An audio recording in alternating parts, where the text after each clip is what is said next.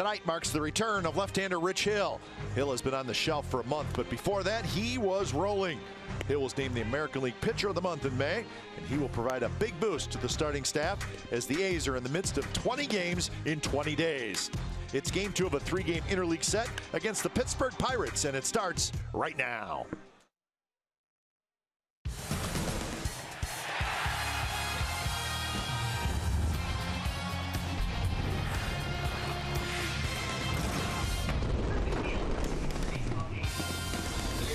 Well, we hope you're having a wonderful holiday weekend. It is Saturday Night Baseball at the Coliseum. Good news for the A's tonight. They get the left-hander Rich Hill back in their rotation. So we'll see how Hill does in his first start back from the disabled list. It's interleague baseball, game 2 of the series. It's the Pirates and the A's coming up on CSN California. Good evening, everybody. Welcome to Oakland A's Baseball. Along with Mark Mulder, I'm Glenn Kuiper. So, indeed, it's great to have Rich Hill back. He's 8-3. And, Mark, I think with Sonny Gray struggling, the A's are looking for a guy, an ace, and he was that early on before he went on the disabled list. Yeah, they really need him, and this pitching rotation needs him. If he's close to what he was prior to going on the DL, it's going to be a big boost, not just for this team, but for the rotation. A lot of guys will feed off him, and hopefully that has that trickle-down effect with this rotation. But like I said, you see the 5-0 before the injury. As long as that groin's okay, he's going to be just fine. All right, so Rich Hill tonight looking for his 9th win, and he will be opposed for the Pirates by a rookie by the name of Chad Kuhl. He'll be making just his 2nd big league start. His first start, he beat Clayton Kershaw and the Dodgers. He did, and how great is that? You beat a Cy Young winner in your first major league start. He went 5 innings. Stuff is 92 to 94. He's a college guy, not a high draft pick, but he's had a very successful minor league career, and he looks to continue that in his 2nd big league start. All right, so the Pirates won last night by a final score of 7-3. The A's will try to bounce back tonight and even up this series at a game apiece. We'll have lineups at first pitch when we come back to the Coliseum. It's the A's and the Pirates coming up on CSN California.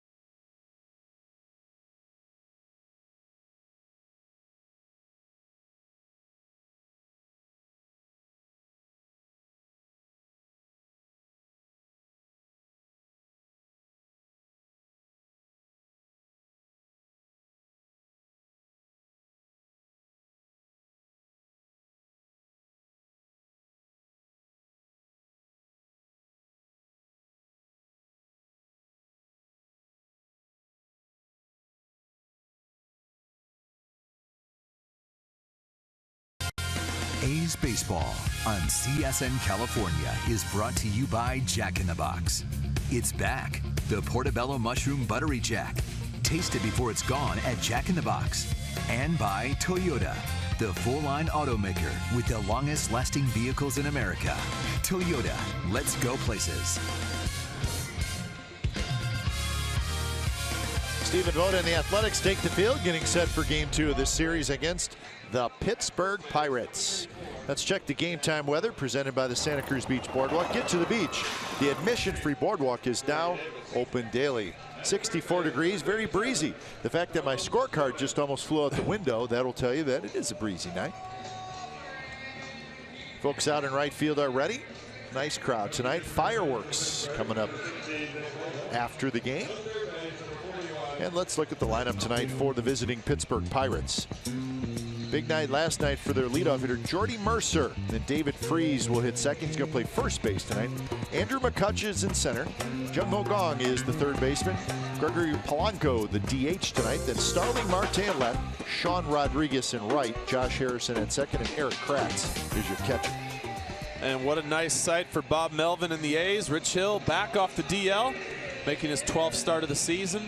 Won his previous 5 starts before going on the DL with that groin injury. Everything's good to go. 3 innings in his rehab start. And looking for a good start tonight.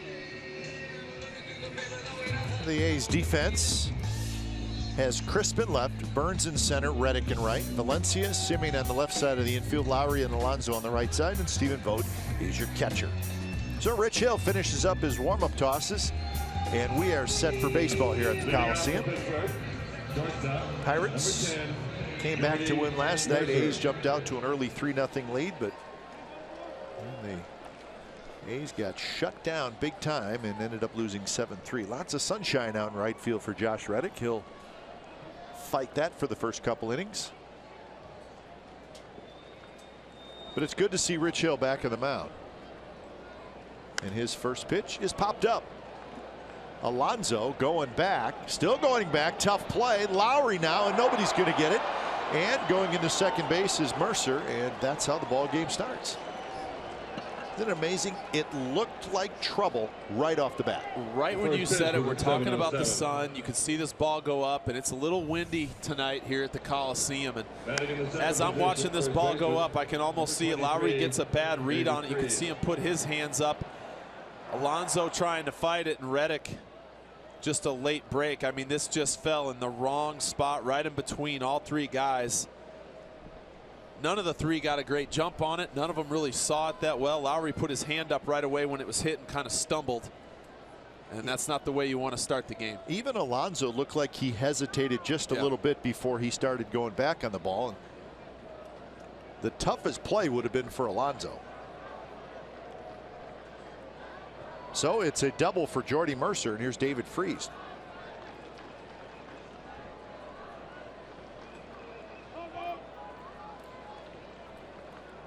David Freese at first base tonight, hitting .288, 7 homers, 32 RBIs.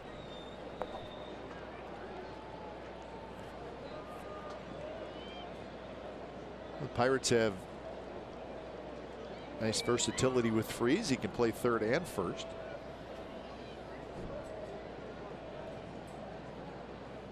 McCutcheon to follow.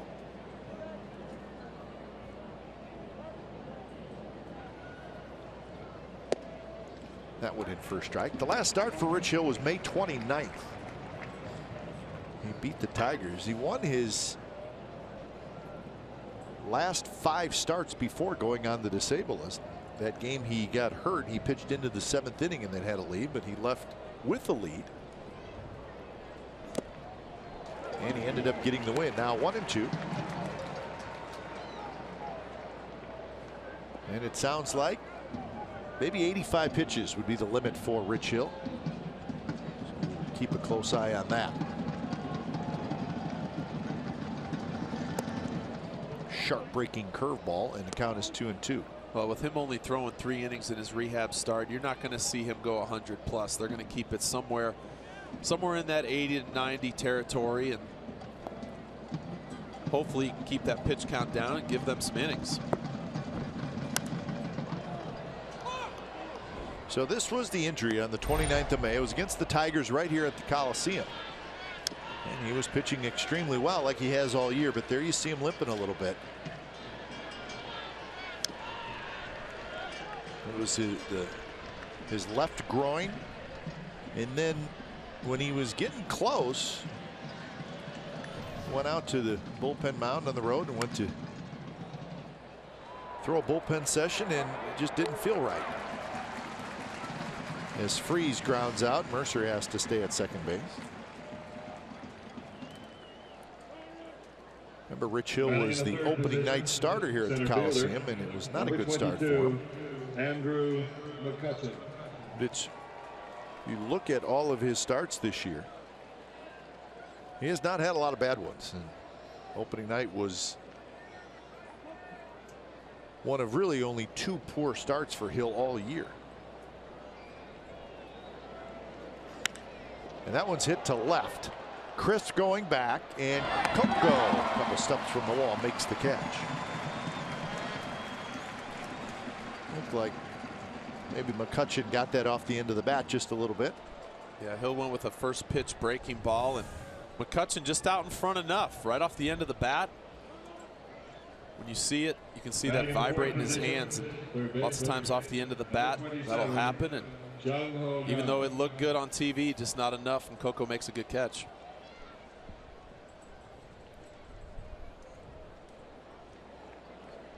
They're talking about it. First pitch curve is a strike to Gong. Jung Ho Gong, he's having a good year. 11 home runs, 28 RBIs.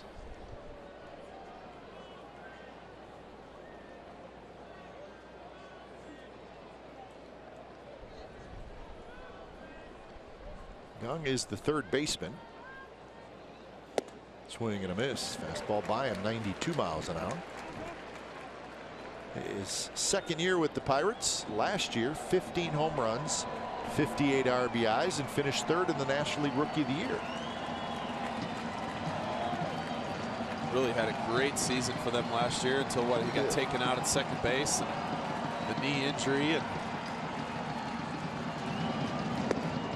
And that's right there, strike 3 called. So after the Blue double leads off the game, Rich Hill comes right back and retires the next 3, and the Pirates do not score.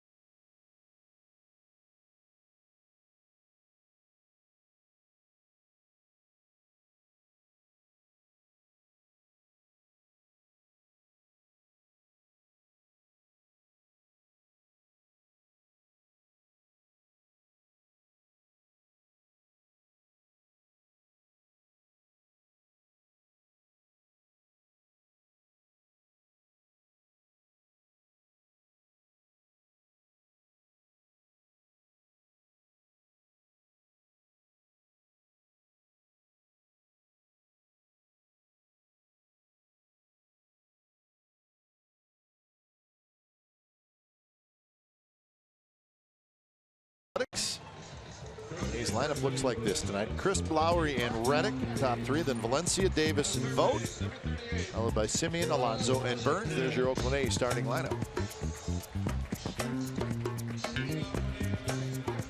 And Chad Kuhl making his second big league start. You see the first one, beating Clayton Kershaw and the Dodgers. 5 innings, 3 runs. Walks, not what you're looking for, but he limited the damage in that start.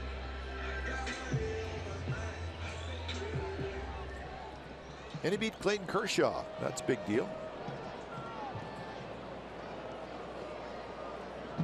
So his second big league start for the 23-year-old right-hander, Chad Kuhl.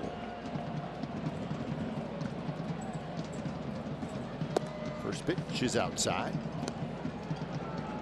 Crisp hitting .245 with 7 home runs, 34 RBIs.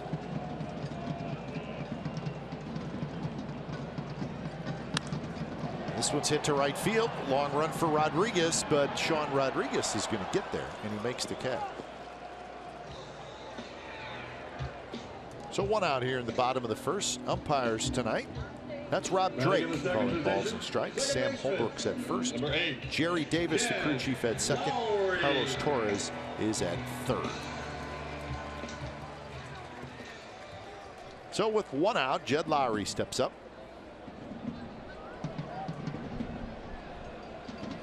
A's 35-45 on the year, and this is game number 81. So after tonight, these will be halfway through their schedule.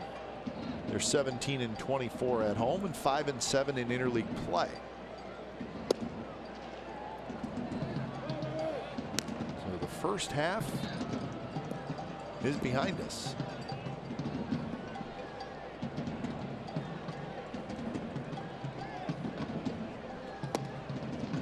Two and one now to Lowrie, hitting .293 with 2 home runs and 24 runs batted in.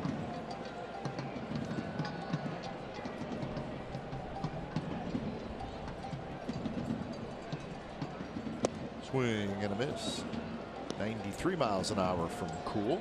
And you're going to see a lot of fastballs from Kuhl. This is one just middle away. Lowrie kind of swings right through it. He's also got a slider and a changeup, but does not throw many changeups. Well, he doesn't mess around. No, he's coming right after guys right now. And it's been all heaters, and I like that. You want to establish that fastball in the first inning, that you can locate it in and out. So Clint Hurdle's 6th season as the manager of the Pirates.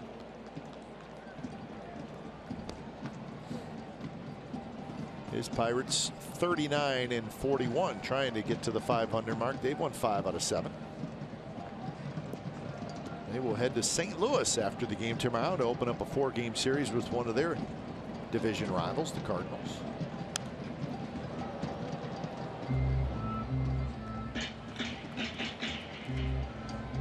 A's will head on the road to Minnesota. Minnesota and Houston to the All-Star break.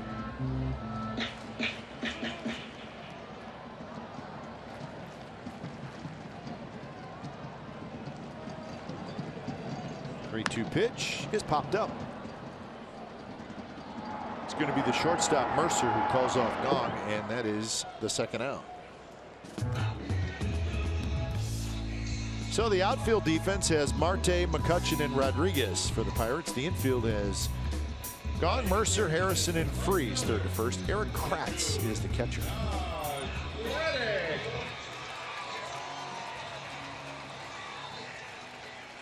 So with 2 outs, here's Reddick.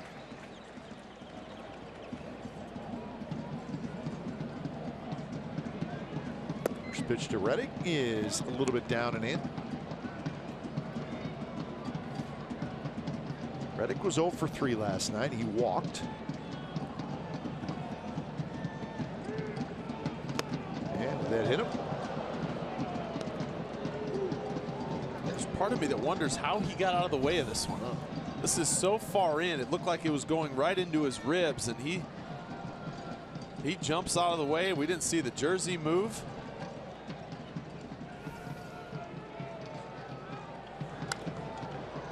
Big swing at that one, and it's 2-1. She's got her glove. She's got a pen in her hand. She could be keeping score. She's got her Coco jersey on. So, told you, keeping score. And she was still able to make the play, and then she gave it to a kid. And then the brother tried to take it Is from there the sister. anything she hasn't done correctly? There's a base hit for Reddick. Shoots it right up the middle.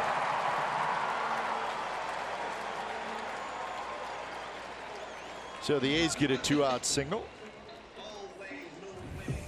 Josh Reddick with a good swing, a fastball, kind of up and over the middle of the plate. Shift was on a little bit to where he hits it just to the left of second base. Drives it back up the middle for a 2-out base hit. Well, last night the A's finished with just 4 hits, but they had just 1 hit in the final 7 innings. And they completely got shut down after taking that 3-0 lead.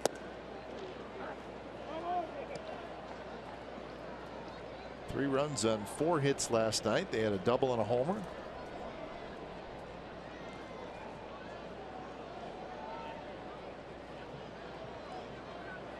Valencia sitting at .320 for the season with 11 home runs and 30 RBIs. He taps this one slowly to the left side. Gong flips it across to first. Freese keeps his foot on the bag. Side retired. So hitting a runner left. We're scoreless after 1.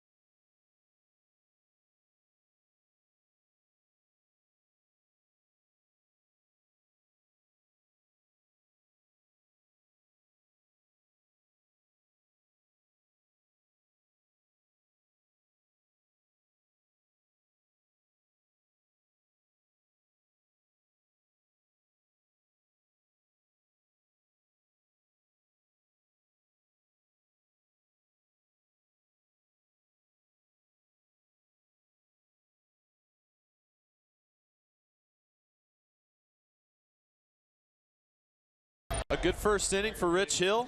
After that first batter popped it up and fell in for a double, you could see him settle in. He got a ground ball. He got a McCutchen out in front of a curveball to get off the end of the bat, and then a strikeout to the end of the inning. So coming back off that groin strain, everything looking good so far. And they'll face Polanco, Marte, and Rodriguez here in the second inning. Polanco is the only left-handed hitter in this lineup against Rich Hill. Polanco is the DH tonight. He was in right field last night. Big swing and a miss, and it's 1-1. And there's what Rich Hill can do with that curveball. Falls behind 1-0, but he has so much confidence in it. Can pretty much throw it any count, anytime during an at bat for a strike when he wants to. Lowry scoops it, flips to first, 1 away. You can see he collects himself over the rubber just as you should. He'll change arm angles, but he gets a big shoulder tilt. That front shoulder gets way up, and there you can see his fingers, how he wraps that curveball and fingers out over the front to pull it down. Exmo brought to you by Cache Creek Casino Resort. And here's Starling Marte. Marte was 0 for 3 last night. Was hit by a pitch and scored a run. The Pirates had 7 runs on 8 hits last night, a couple of doubles. They had the home run.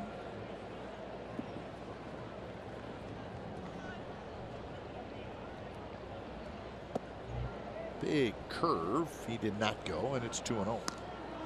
On the year, Marte at .327 is his batting average with 6 home runs, 30 RBIs. Marte checking his swing. You can see he did stay back.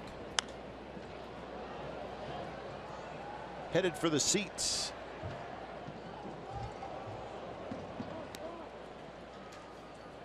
So let's look at the curveball slider usage for Rich Hill. For 6 starts and then the last 5. So he's used more curveballs and fewer sliders. And he uses a lot of curveballs. 44%. That makes my arm hurt just thinking about it, to be honest with you. He just keeps chucking it in there. But like we said, he commands his fastball well, but he commands, in my opinion, he almost commands that curveball better than his fastball at times. So whatever works for him, you got to go with. 3-1 curve, that one missed. So a 1-out walk to Marte.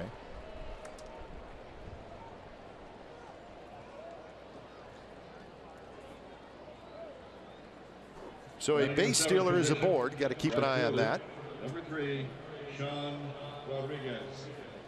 Marte is second in the National League in stolen bases.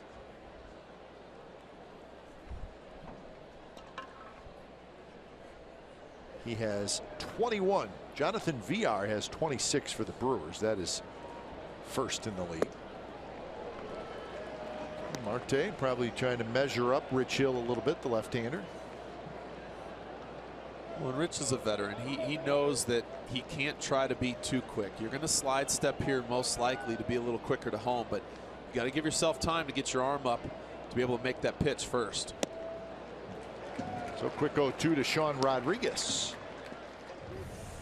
It's back-to-back fastballs with that slide step. You see the abbreviated leg kick, trying to be a little quicker to home, and pretty much both these were blown right by Rodriguez.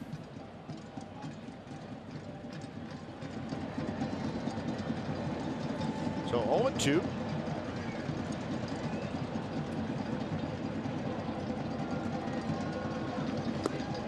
Strike 3 call. Rodriguez gets caught looking. 2 outs here in the second.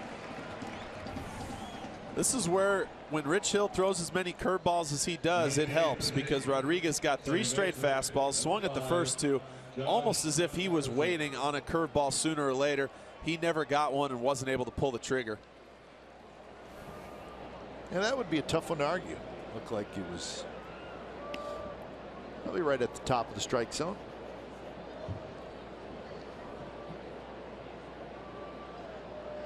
First pitch to Harrison is hit high and foul. So Josh Harrison hitting in the A spot tonight. He had a big night last night, couple of hits, knocked in a couple of runs. 284 average for Harrison. He's got 12 doubles, 4 triples, and 13 stolen bases.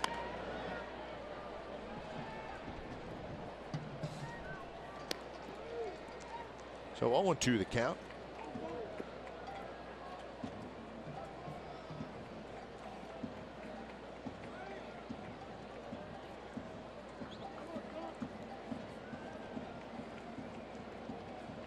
Let's see if Hill tries to bounce a breaking ball maybe, or elevate a fastball. Keep something out of that strike zone. 0-2. Spins Harrison out of the way.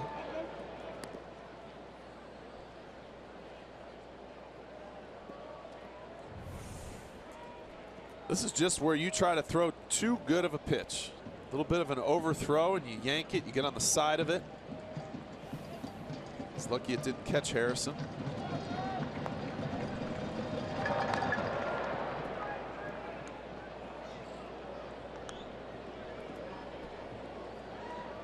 Yes, if you're a hitter facing Rich Hill, do you look for the curveball, even though that seems to be one of those things that hitters do not want to do? He throws it a lot. Valencia will flip to second, side retired. So a walk and a runner left, and we're going to the bottom of the second. It'll be Davis, Vogt, and Semien. No score.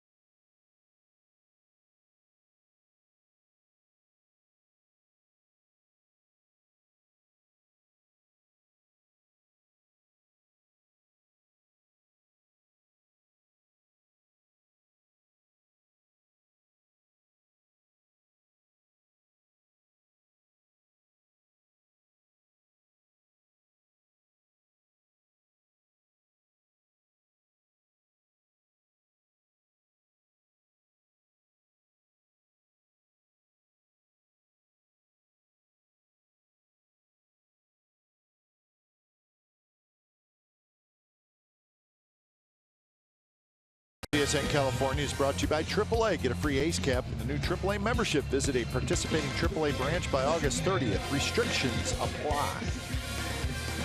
Well, that's why it's chilly here tonight. The marine layer moving in. Cool and breezy night at the ballpark.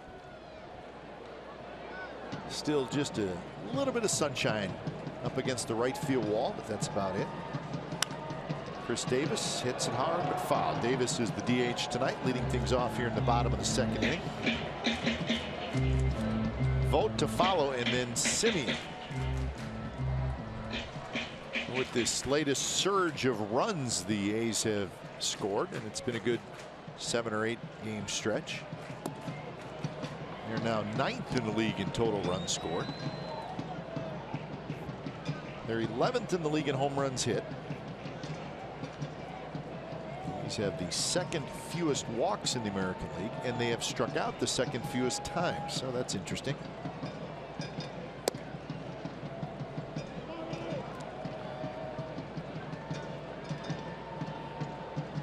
This offense has done a much better job of scoring early. They did that last night, weren't able to hold on, but it's nice to put up some runs early in the game. Give yourself that lead.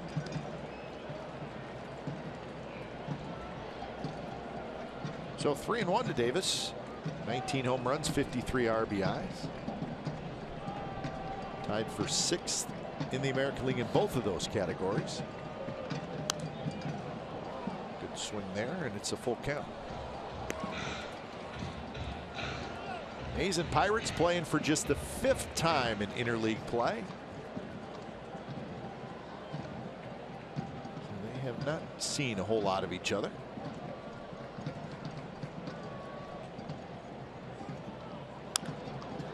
Another one rolled foul by Davis. A's were in Pittsburgh in 2013. Got to see their new ballpark, PNC Park.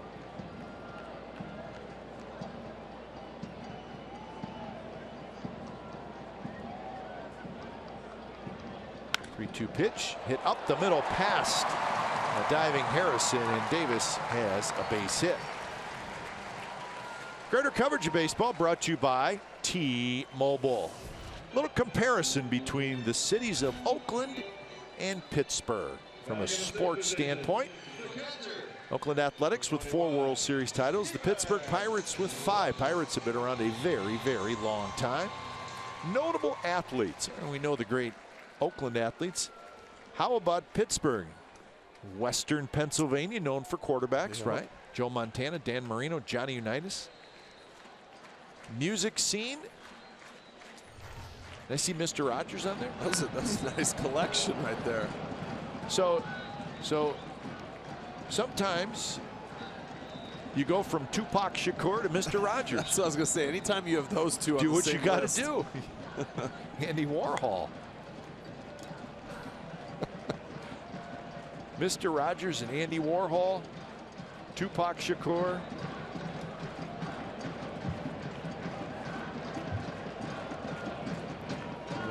The cities of Pittsburgh and Oakland. So you can't really say, well, Pirates and the A's, there's not a lot of history. They've never met in a World Series. Of course, the Steelers and the Raiders had some memorable football games in the 70s. Some that the Silver and Black would like to forget. It's a good looking jacket right there.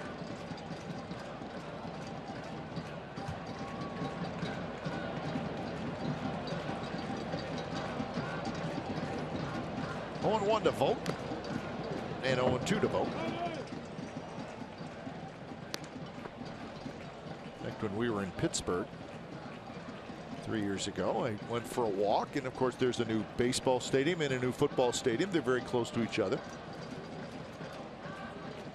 But Three Rivers Stadium used to be right in the middle of where those two stadiums are. And of course the Pirates and the Steelers both played there. Not there anymore. So I'm walking right from the baseball stadium to the football stadium. I just want to see it, look at it, right? And as I'm walking, there's this like little statue kind of thing right on the sidewalk. What is that? And I get there and there's these big footprints right in the concrete. And it was the exact spot where Franco Harris caught the Immaculate Reception. Really? The spot. And it was just literally right on the sidewalk. Yeah. The times I've been there, I haven't seen that. I usually would walk across the bridge, though. Yeah, if you were going from the baseball stadium and you just walk right down the street to the football stadium, you'll see this like big plaque. It's about 4x4 plaque.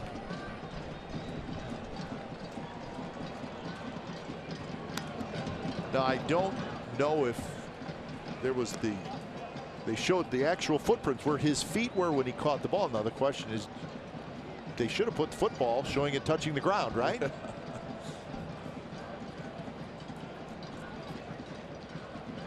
least that's the Raiders' perspective. 0-2 to Stephen Vogt. Vogt hits one in the air toward Marte. Marte is over. He waits and he's got it. Chris Davis, check this out. Watch where this ball hits him. Well, this can never feel good. You see it from time to time, right in the armpit, rib area. Shortstop, number 10, Marcus. He's already got a sore left shoulder. Well, not only did he stop himself from going to third base, but then it probably is going to leave a bruise as it is. Of course.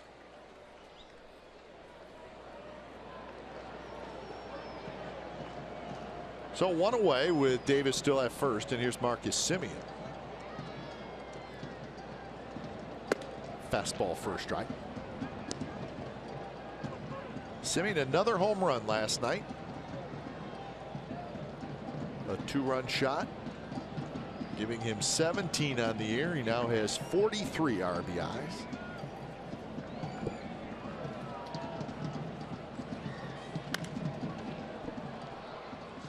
Right field, Rodriguez moving toward the line, and he's got it. 2 outs.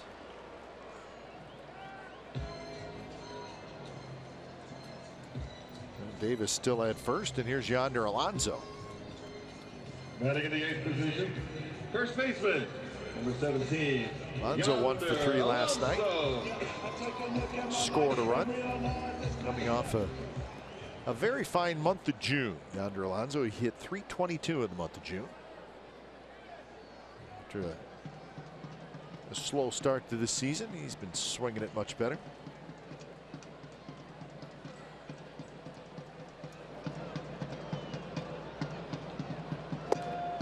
Mercer, the shortstop, is playing right behind second base. Gong, the third baseman, in the shallow shortstop spot. Surprises me a little bit. Alonso sprays the ball around pretty well.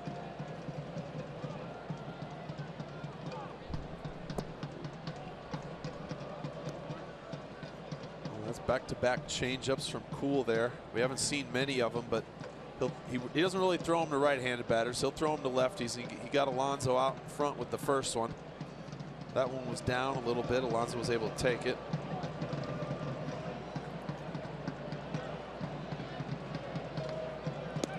Pitch is a fastball inside at 93 miles an hour.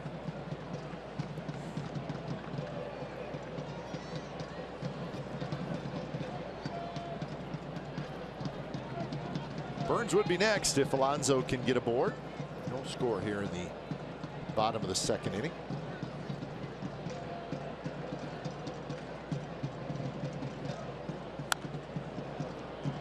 Into foul ball alley.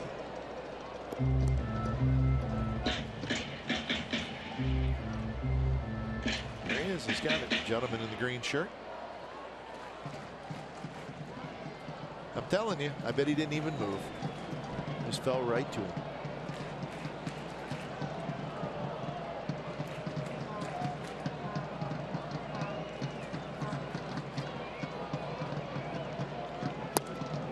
And now full count. So that'll get Chris Davis moving.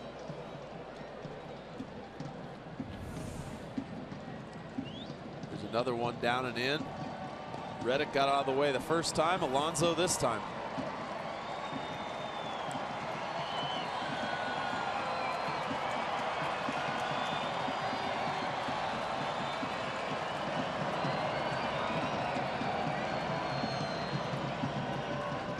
So Davis takes off, and the pitch is hit hard toward first, backhanded by Freese. He'll step on the bag side, retired. So A's get a leadoff signal from Davis, do nothing with it, and we're headed to the third. No score.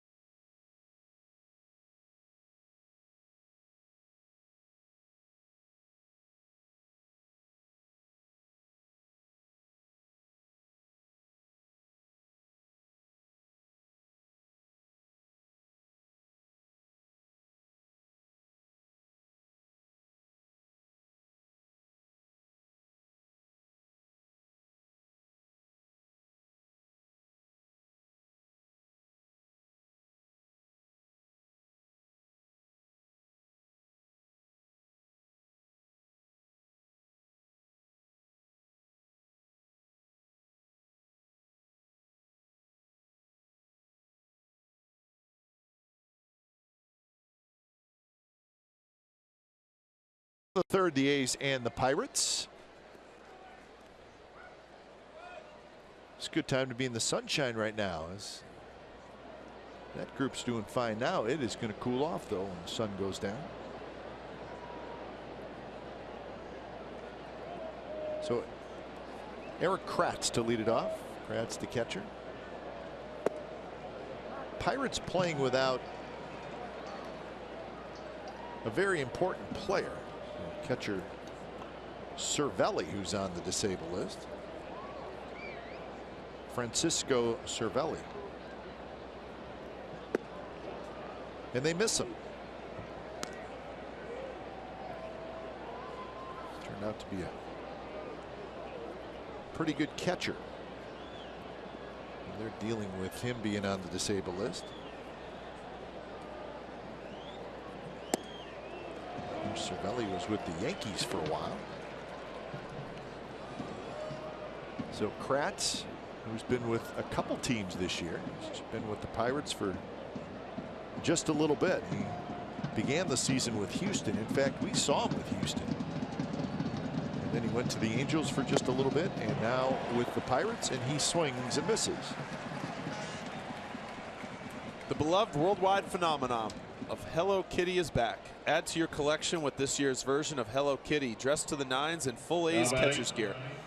On the Saturday, July 16th game against the Blue Jays, 15,000 fans can pick up and hug their very own Hello Kitty bobblehead. Visit athletics.com/tickets today.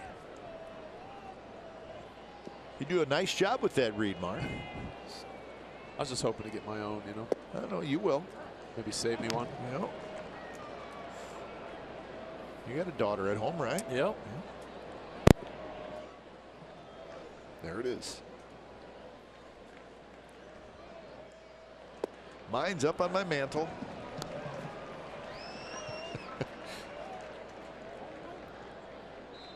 I'm negotiating with my daughter on the price. You know, I'm not just going to give it to her. Right. Got to make her earn it. Yeah, exactly. Mercer led off the game with a bloop double. And the Pirates could not advance him past second base.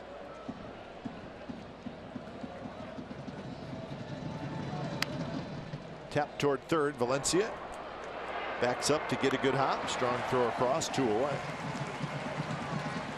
It's always a tough decision for a third baseman because You'd like to get a nice hop so you back up a step or two, but that makes a long throw. Yeah, lots of times you hear people say, come and get it, play it on the short hop, but you got to know who's running.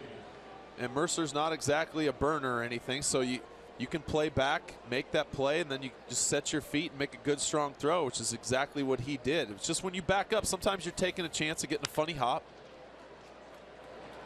Hit hard. Semien takes care of it. That's a 9-pitch inning for Rich Hill. 3 up, 3 down. Bottom of the third coming up. It'll be Burns, Crispin Lowry. 0-0 game.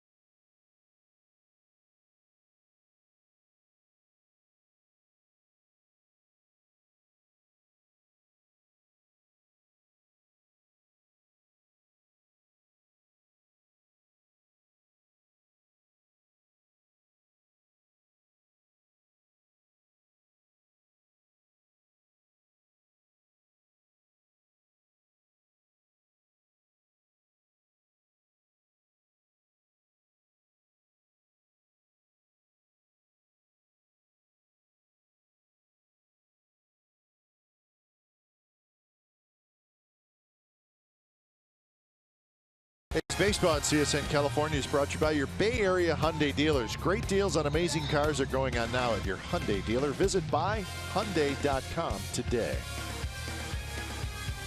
Nice look at downtown Oakland. Bottom of the third here at the Coliseum. No score. Check this guy out. Close. Just missed. Close.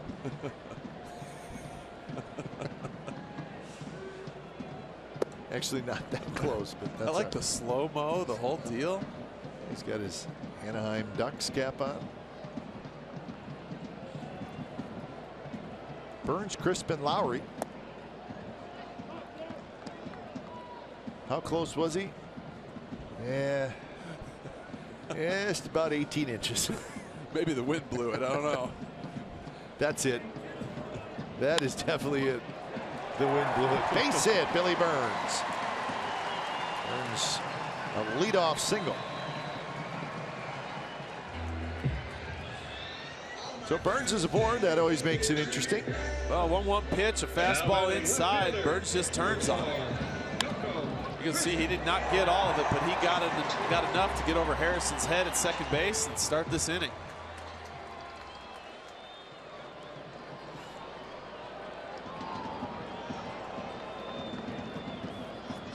So Coco Crisp hits for the second time. He had a fly ball to right field in the first.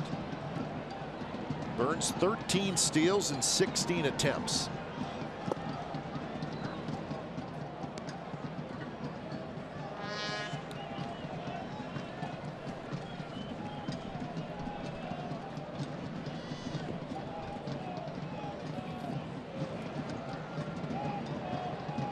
If the A's can get something going with the legs of Billy Burns. Get a little lean going.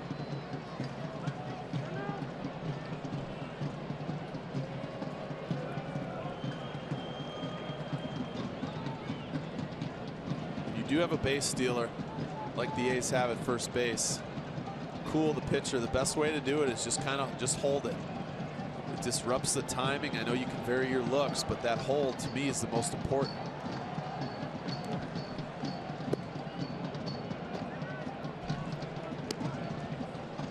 Were you comfortable holding Just holding. Well, or did you like to throw over there? For me, it was a little different just being lefty because I'm looking at the guy. But yeah, I had lots of times if I was going to hold, chances are I wasn't going to throw home. I was going to wait for the hitter to call timeout. Sometimes those runners get a little itchy. They get ready to go.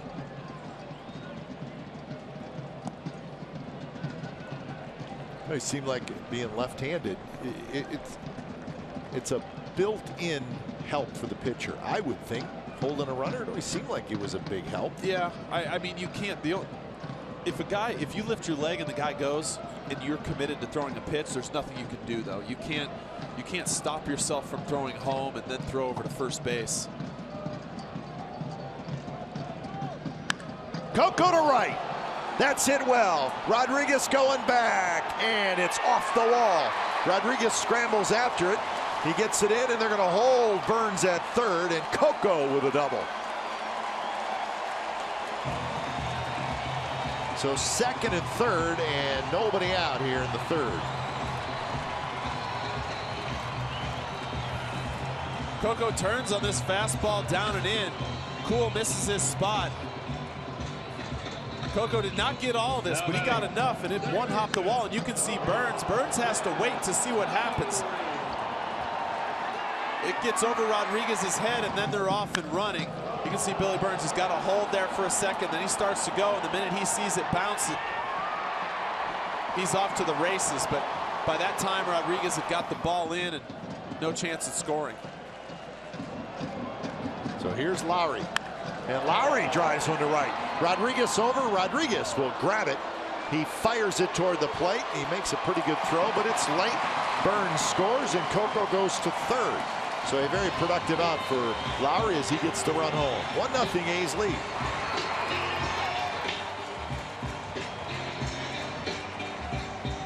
No waiting around for Lowry.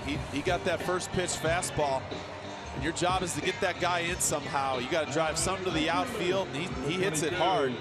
Like you said, Rodriguez makes a good, strong throw going the opposite direction, but you're not going to get Burns at home from that far away.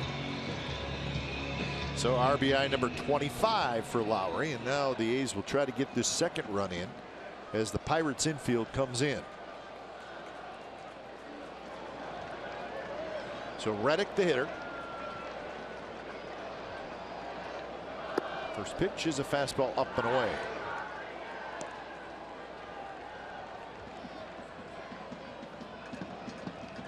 So single double sacrifice fly has produced a run for the Athletics.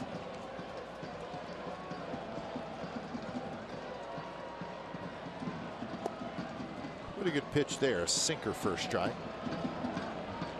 300th career double for Coco Crisp. Starting to rack up the milestones.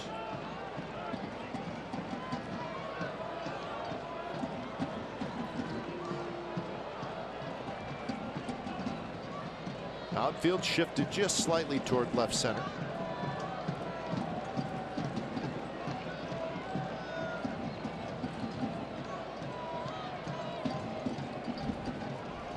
Reddick chases that high fastball.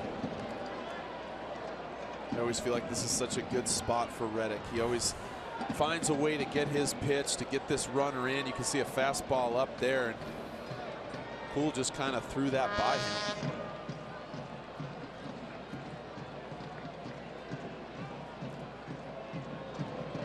Kratz sets up away. And there's a shot to left, and that's a base hit. And Coco Crisp trots in to score, and the A's lead 2-0.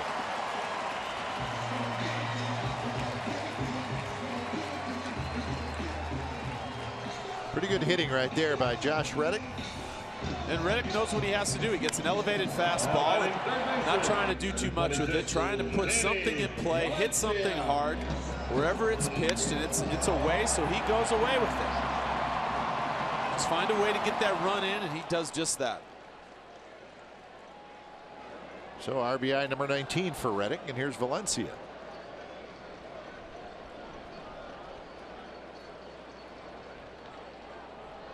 And what's great about Reddick is the difference between that swing and the swing he took earlier in the at-bat was significant. Well, it's a 2-strike swing. Exactly. Yeah. And it worked. Yeah. He knew what he needed to do. And whatever type of swing you got to use for that, you got to put something in play. You got to make something happen. Like a little slider, cut fastball. Valencia swings and misses. 0-2 the count.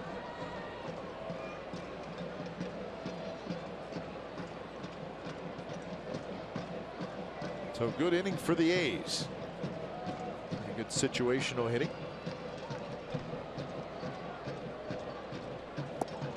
And Valencia chases that one. So Valencia is 0 for 2. That's the first strikeout in this game for Chad Kuhl.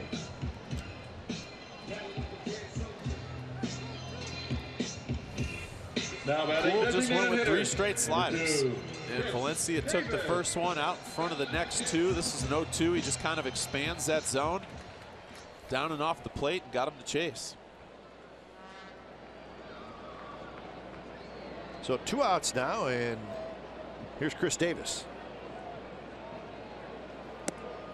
Outside corner strike to Davis, who had a base hit leading off the second inning. A's have scored twice here in the third.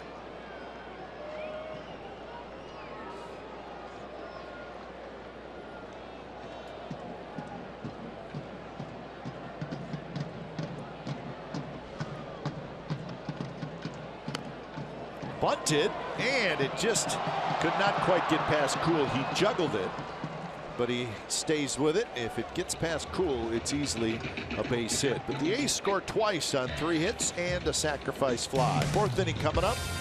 It's the A's 2 and the Pirates nothing.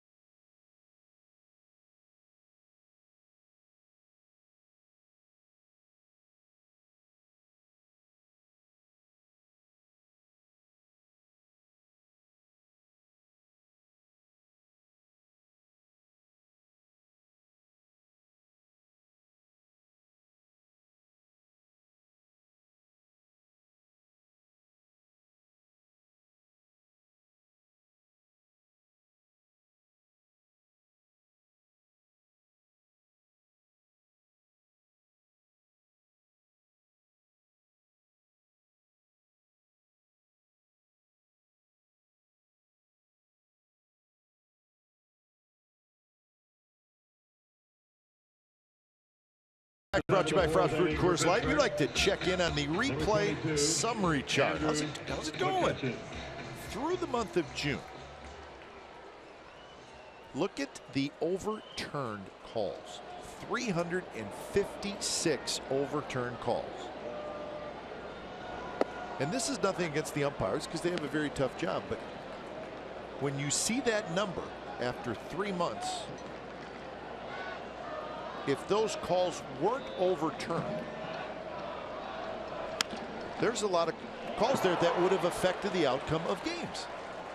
That's right? Crazy to me. 40. It's what 48% of challenge. All the of all the replays have been changed.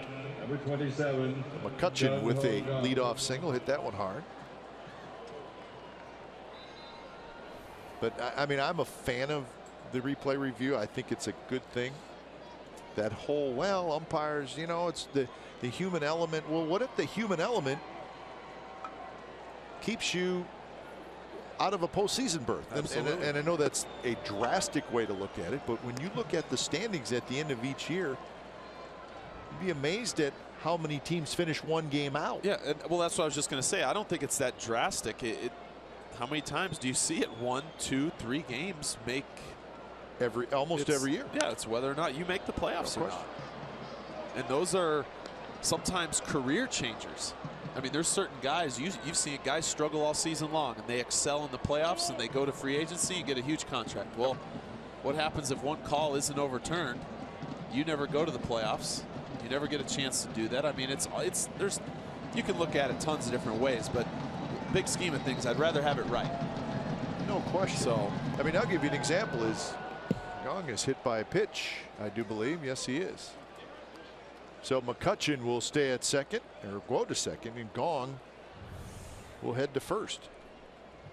Rich Hill went with a breaking ball and just kind of spikes it. You can see it short hops his foot. Short hops right off the front left of Gong's foot. Gregory Polanco.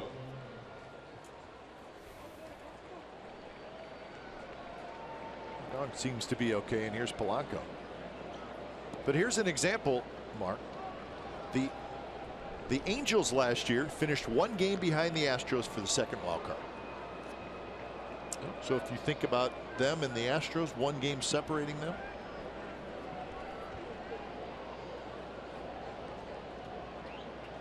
There's Polanco, curve and a good one. Well, who's to say the Angels don't maybe make a playoff spot and then go on to win the World Series? You know, that's the point. Is if you get in, then you never know. And we see it all the time. It's never really the best team that wins. It's the hottest team. That's right. That's exactly right. Catch a break here and there. Yep. But for that many calls to be overturned, I think it's more shocking. Right, yeah, it's more shocking to me that they're getting that many wrong. Alonso fires to second for one, back to first, and they got him. We may have one of those reviews right here.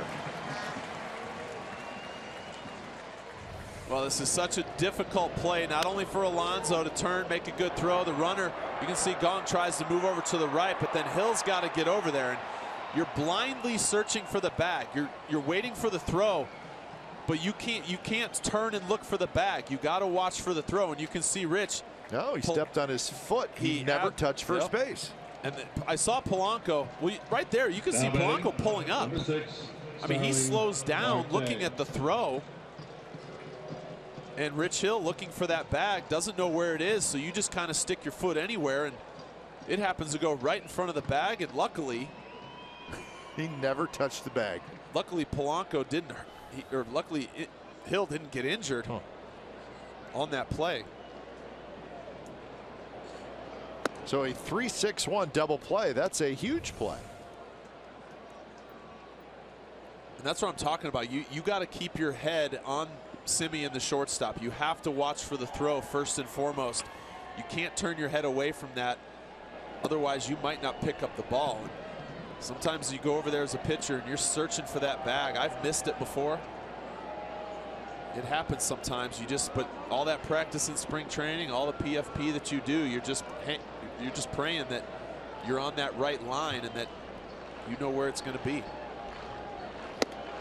And I think if he doesn't step on his foot and steps on the bag, he's probably safe. Yeah. And if he wouldn't have been watching the play at second base, he also might have been safe. So that's a huge double play turned by the A's. 3-0 the count to Marte. And Marte, a shot. Valencia backhands. Straightens up. His throw is not in time. Marte beat it out, and McCutchen scores. So Starling Marte very fast, and he's going to have an infield hit and an RBI. Well, as hard as this ball is hit, Valencia, he gets it, but you can see he kind of, I don't know if he didn't have a grip on it, but he comes up, he kind of takes a little bit of time.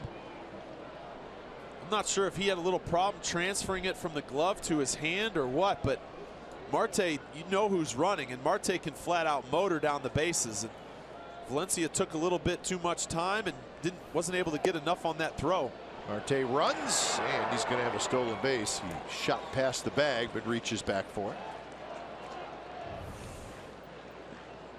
it. You're watching it in real motion. It seemed as though when Valencia got to his feet, it's almost as if he juggled it in his hand. There, it doesn't really show it, but you see the throw, how he spiked it. That might have caused that, and that's why it took him a little longer to get a grip on that ball. Marte now at second base. Want to know the count to Rodriguez. Curve way inside. For Marte, that's his 22nd stolen base.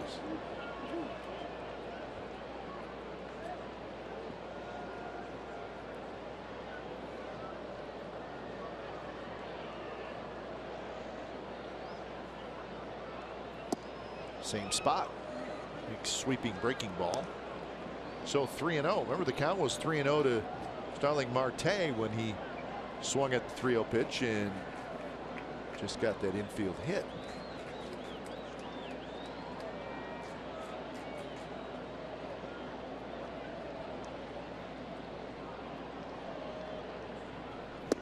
And he swings at the 3-0 pitch. And probably figuring, hey, it may be the only time I get a fastball.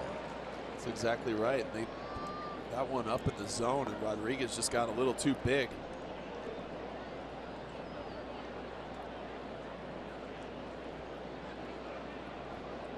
Pitch number 51 coming up from Rich Hill. This one fouled just below us. Nice play. I'm telling you, he's right below us. I thought it was coming in our booth. Thought I was going to make a one-handed catch. Yep. And I would have let you do that. After I crawled out from underneath. I saw you kind of move to your left. I was well out of here, trust me. Curve just a bit high. Second walk by Hill. So 2 walks, 3 strikeouts, and a hit batter. Now batting, number 5, Josh Harrison. Well, Josh Harrison will hit. Harrison grounded out to third to end the second inning.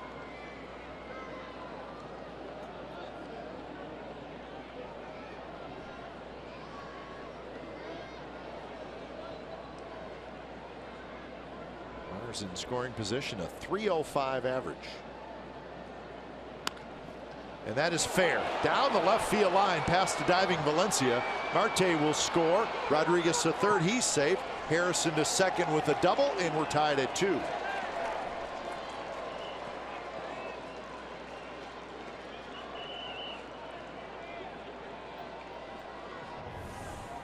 Well, all the speed that the Pirates have on base right now. Harrison, you can see, gets his breaking ball in on his fist, but able to hit it hard enough, gets it by Valencia, and then they're off and running.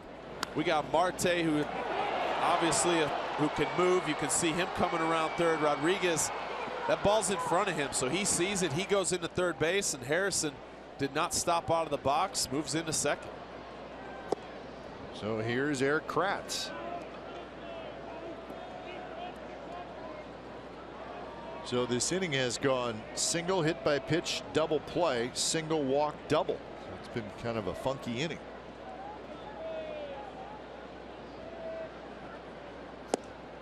Fastball first strike, 1-1 the count. Kratz struck out swinging in the third inning, so the Pirates, like last night, down early, but they claw back and tie it here in the fourth.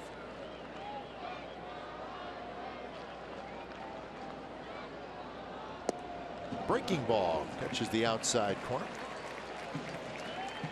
Boy, hitters hate that pitch, don't they? It may not be a strike because it really kind of comes around the plate, but and it looks like it's about 2 feet outside. It looks so good on TV, but in reality, it's probably just outside. You can see Vogt kind of frame that a little bit, but pitchers love it. Kratz fights it off.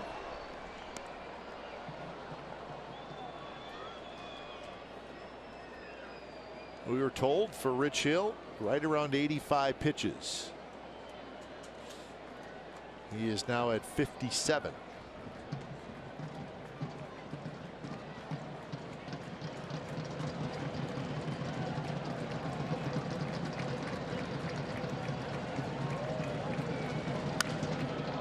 High in the air, shallow left.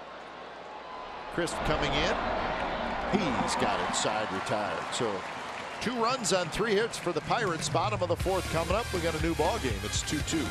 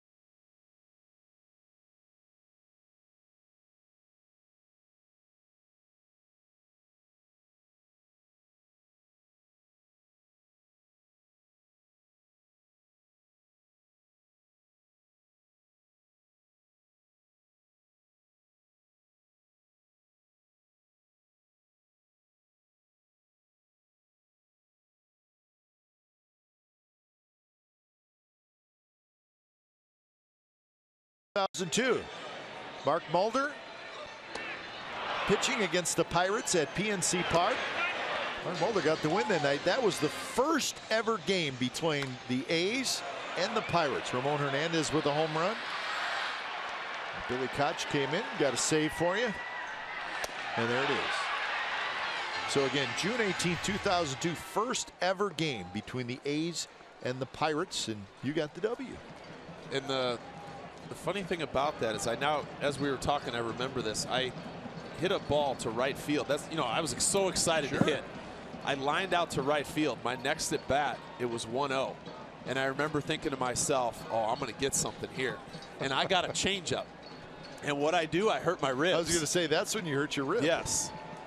I pulled a little something, and it wasn't, I know I made my next start, but it was, I felt it, and it was just like, okay, just about 80%. Let's just not hurt yourself worse. And things worked out, but I was so excited. I was more excited to hit than I was anything else. So you took a fastball swing, but the pitch was a changeup. I was just a little bit out in front of it.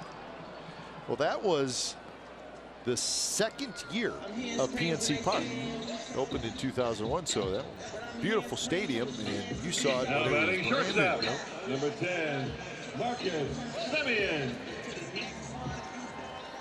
So here's Marcus Semien.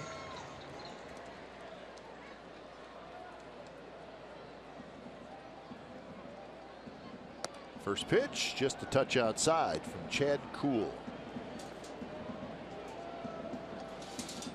Semien hit a fly ball to right field in the 2nd inning. Shoots this one foul. Well, this is from last night. Semien in the 1st inning gets a fastball from Locke. Tried going in, missed down and away, and again, Semien, that power stroke, starting to come into his own with that home run swing, realizing his strike zone, and hits that one well to right field. Rodriguez gets back there. Marcus Semien, and where he ranks in the AL shortstops list: 1st in home runs, 3rd in RBIs, 4th in slugging percentage, 5th in fielding percentage. And as far as major league shortstops, Only Trevor Story from the Rockies has hit more home runs. He has hit 19. It'll be a quick inning for Chad Kuhl. How about 8 pitches? So he'll be happy with that as we go to the 5th. We're tied at 2.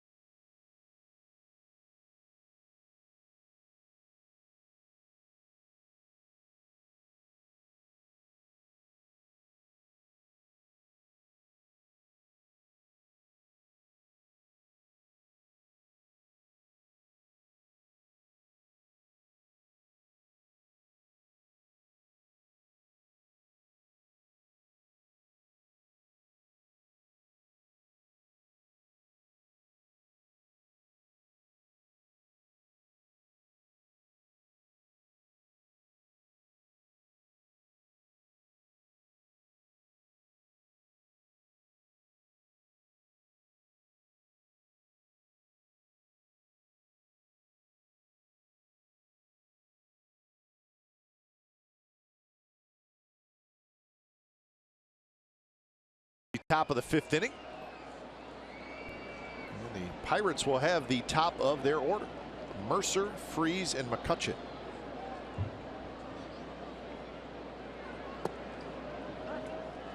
So Mercer with a double and a ground out so far tonight.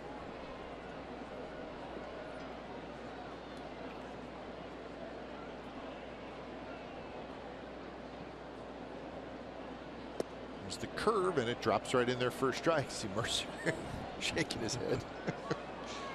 Well, it could just be a case where he's like, okay, I'm going to sit curveball. No, it's going to be a fastball, and then you get the curveball, and it's the way that goes.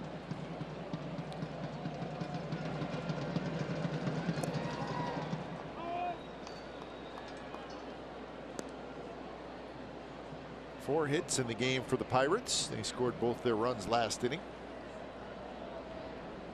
61 pitches now for Hill, 41 strikes, 20 balls.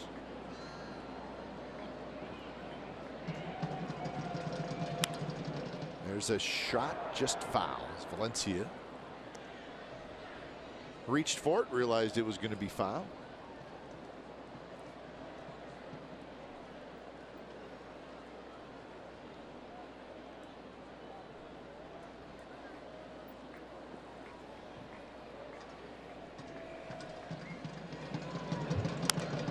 Another one tapped foul. Trying to wait on that curveball, which is not easy to do. Well, when it's 75 miles an hour and he's then able to elevate with a fastball at 92, 93, you can't just stay back and look breaking ball, because otherwise that fastball is going to be right by you. And there is the fastball, 91 miles an hour.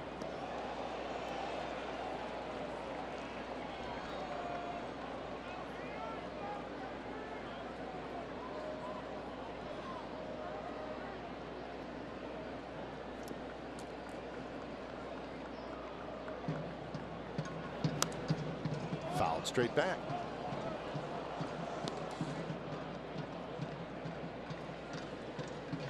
So a good battle here between Hill and Mercer.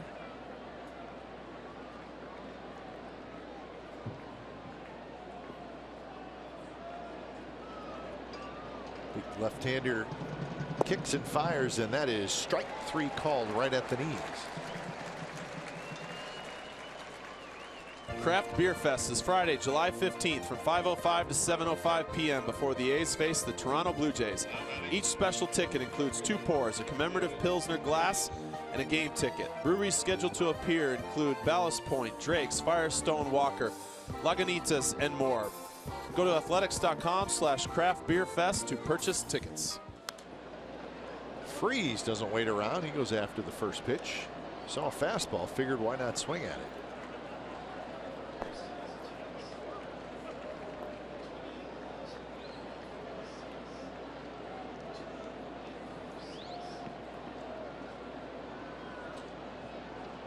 Freese has grounded out twice, both times to the shortstop. He's behind in the count 0-2.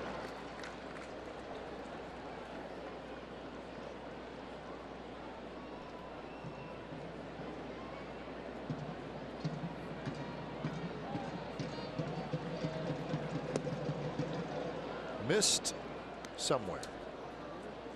It's been called a strike tonight.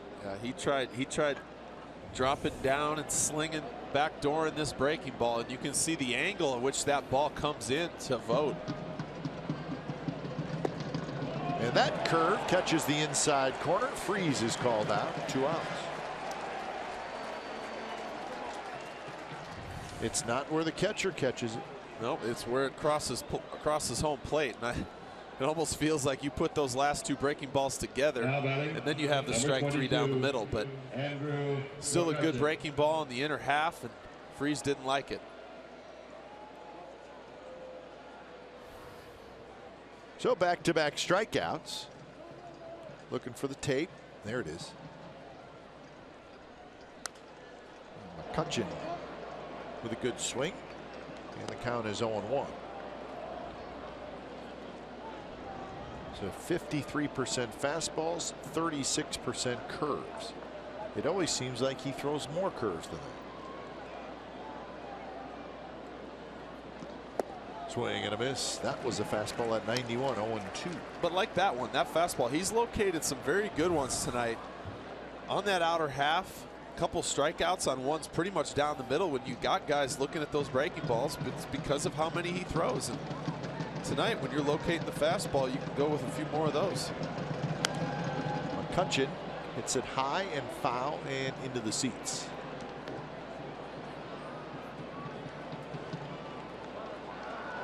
Right there, Hill went with the quick pitch. You can see him. He's not going to bring his leg up. Watch, he's going to step back, and he just goes right away.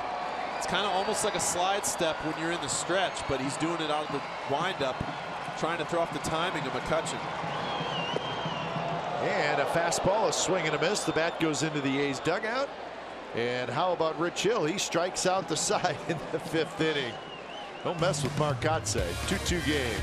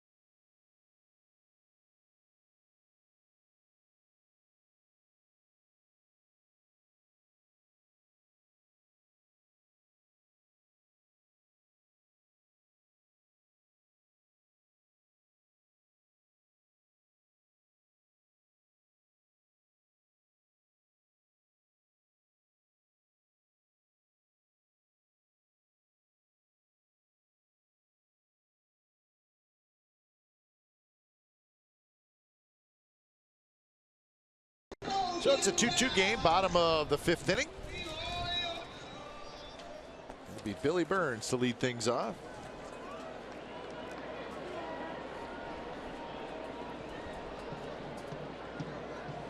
Burns had a base hit and scored a run in the 3rd. First pitch is slap foul.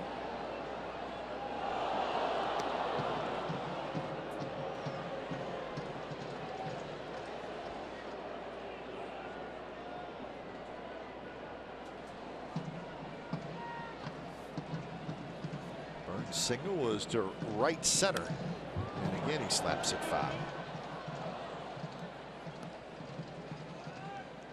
Just one other game going on in the American League right now. Again, up in Seattle, where the Mariners are leading the Orioles 5-1. That game in the 4th inning. The Mariners have won the first 2 games of that 4-game series. So we'll keep a close eye on that one.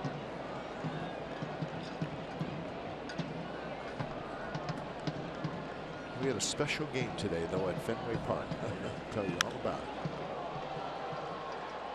Sean Rodriguez backs up. He waits. He's got it. So check out the score. The Angels defeated the Red Sox today 21-2. Albert Pujols had 5 RBIs. Carlos Perez 5 for 6, 6 RBIs. It was an 11-run 7th inning. Angels had 22 hits combined, so 21 runs, 22 hits. CJ Cron, we couldn't even put his picture on there. There's so many heroes. He was 6 for 6. Ooh. Have a day. Just to add insult to injury, the Red Sox made 4 errors. So the Fenway faithful not happy. 21-2. Well, they haven't been happy with their pitching for what, the last month or so. So this doesn't exactly no, help that. That's not good for the team ERA. So the Angels, in what has been a tough year for them, they have a fun day at Fenway, and they break a 4-game losing streak. 21-2.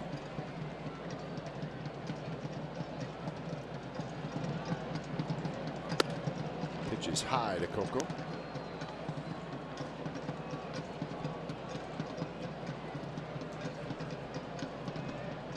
Pitch number 70 coming up from Chad Kuhl. Haven't talked a whole lot about him. He's done a good job. Really, the 3rd inning, he wobbled a little bit when the A's got their 2 runs. He's retired 6 in a row since that Reddick RBI single.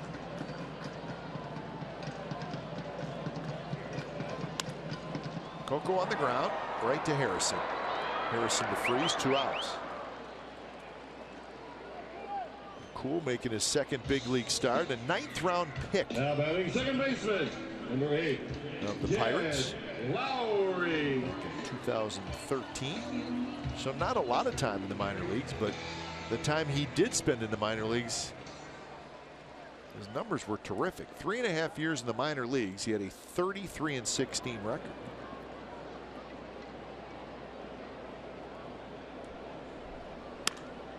A shot off the glove of Gong. It goes to the shortstop. Mercer, his throw, not in time. Lowry's going to have a hit.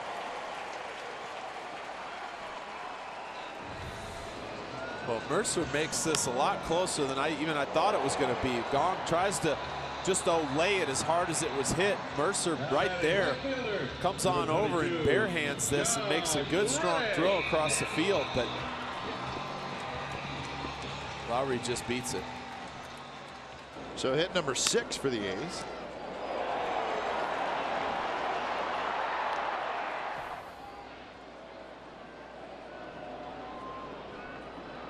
Mercer moving around. Now it goes behind second base.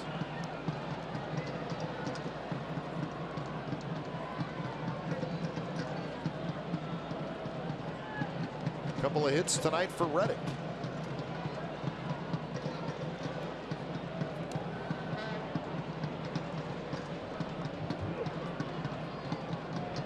This is his 4th start since coming back from the disabled list, and that one's ripped to right field.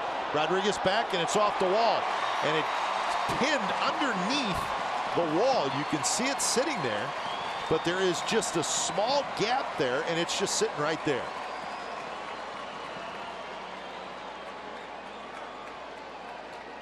There is actually a spot there where the ball could roll through, and that's exactly where it hit.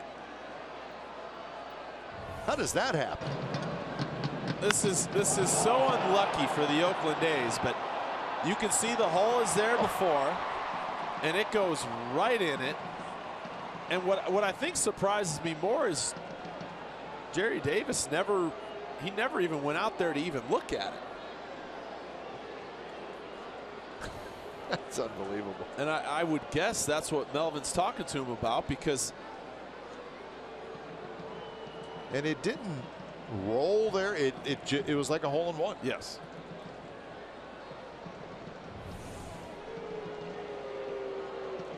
And it doesn't even.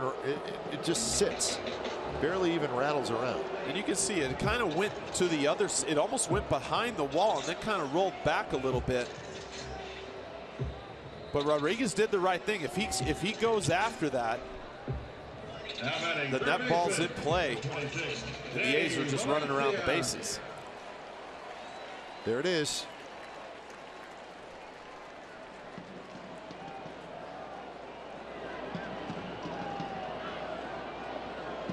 It's probably the only spot in the whole outfield fence where there's a small gap.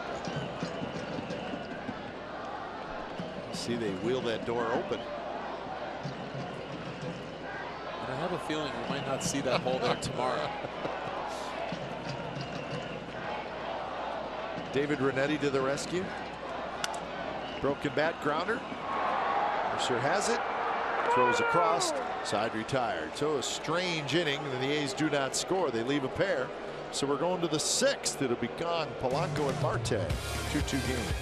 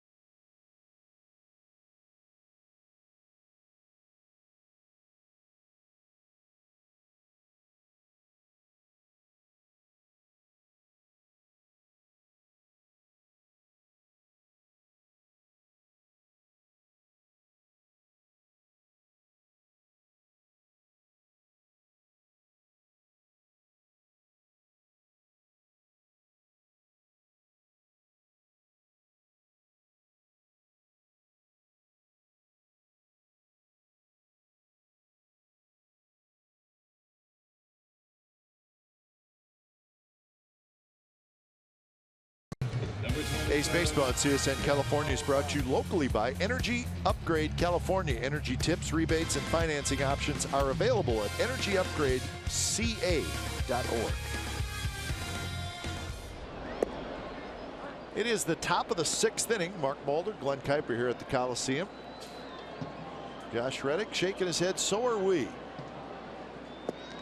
I guess the question is, the play was obviously ball's dead, 2nd and 3rd. Dahl warming up. And you had a good shot there of Lowry running. And whether Ron Washington would have sent him or not, I don't know that he would have. Yeah, it all would have depended on the camera. On how the ball kicks off the wall.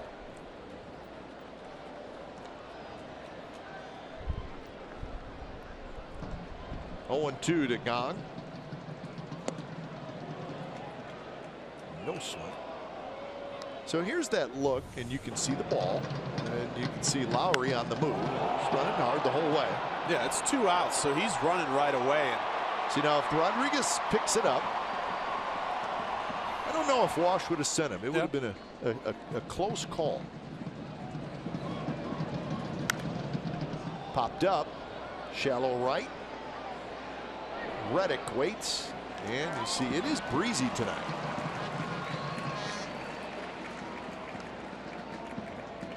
So Reddick grabs it. Now batting. 5 in a row retired by Rich Hill, as he is now at 79 pitches.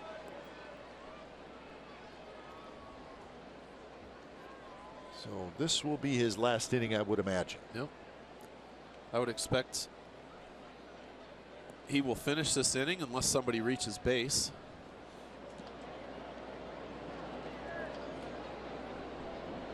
This is Gregory Polanco. Curve and a good one. Polanco cannot pull the trigger. He has grounded out to second and then hit into a 3-6-1 double play.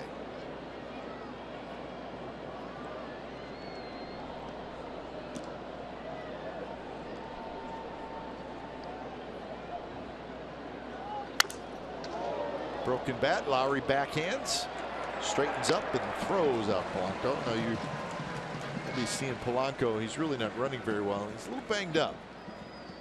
It's one of the reasons why he is DHing tonight. Now batting, number 6. I think his knee's been bothering him, from what we understand. So 2 outs, and here's Starling Marte. He's had a good night. In the 4th inning, he was all over the Pirates scoring. He singled, had an RBI, had a run scored, had a stolen base, all in the 4th inning.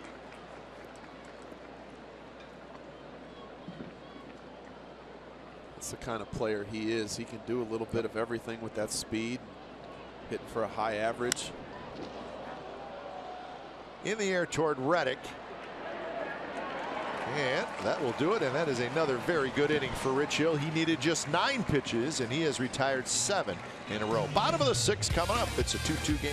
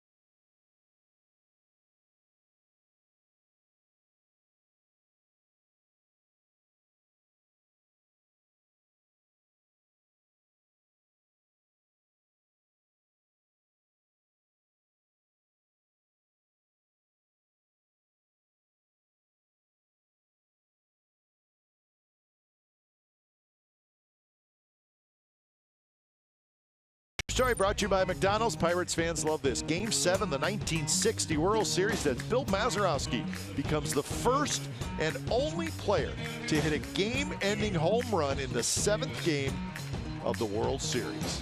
Of course, 33 years later, Joe Carter would do that, but it was Game 6. How about that? How would you like to be Bill Mazeroski and have that on your resume? That's special. Pirates defeated the Yankees on that home run by Bill Mazeroski. That is considered one of the greatest World Series games ever. Game 7 of the 1960 World Series. I looked at the box score of that World Series, Mark, and the Yankees led 7-4 going to the bottom of the 8th of that game.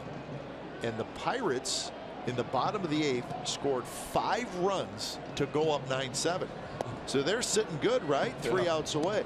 The Yankees tie it in the top of the 9th, 9-9. And then Mazeroski hits the home run in the bottom. Every day. Yep.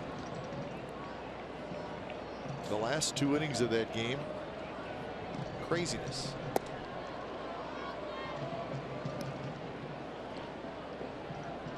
Looks like Rich Hill is done at 83 pitches. And a good performance. Yeah, it was very good, considering just coming back off the DL, missing the month. Kept the pitch count down, gave the A's 6 good innings. And he's squaring off with Chad Kuhl, who's done a nice job. He's have 7 hits off Kuhl. They've stranded 5 in the first 5 innings. And I've been impressed with Kuhl. I mean, very calm out there. Kind of doesn't seem like a second big league start. Let's put it that way. High in the air to center. McCutchen backs up. And he waits and he grabs it. Yeah, just 1 strikeout for Kuhl. I don't think he's a big strikeout pitcher.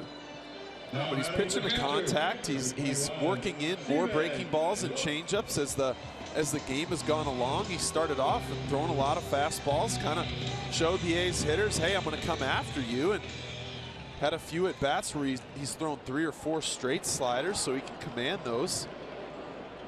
And he's kept them off balance for most of this game. Well, he threw 81 pitches in his first big league start when he beat the Dodgers. He's at 82 right now, facing Vogt. Vogt has hit a fly ball to left field and a fly ball to center field. Sinker is low.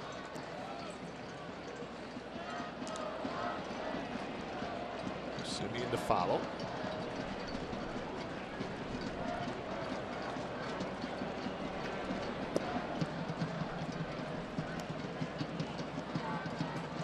These have 5 singles and a couple of doubles for their 7 hits tonight. Oh. McCutchen comes in a couple steps. He has it. The 17th annual A's Root Beer Float Day, supported in part by Dexcom, Dreyer's Ice Cream, Whole Foods Market, and Zebbia, is set for Tuesday, July 19th. A's players, coaches, local celebrities, and more will serve fans refreshing root beer floats for $3 each. Proceeds benefit JDRF, adding to the nearly $450,000 the event has raised throughout the years.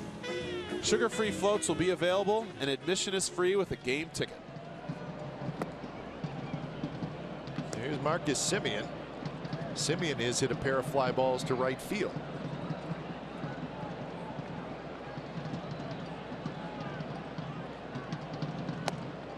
Right on the outside corner, 92 miles an hour. Just a little sinking action to it, it looks like.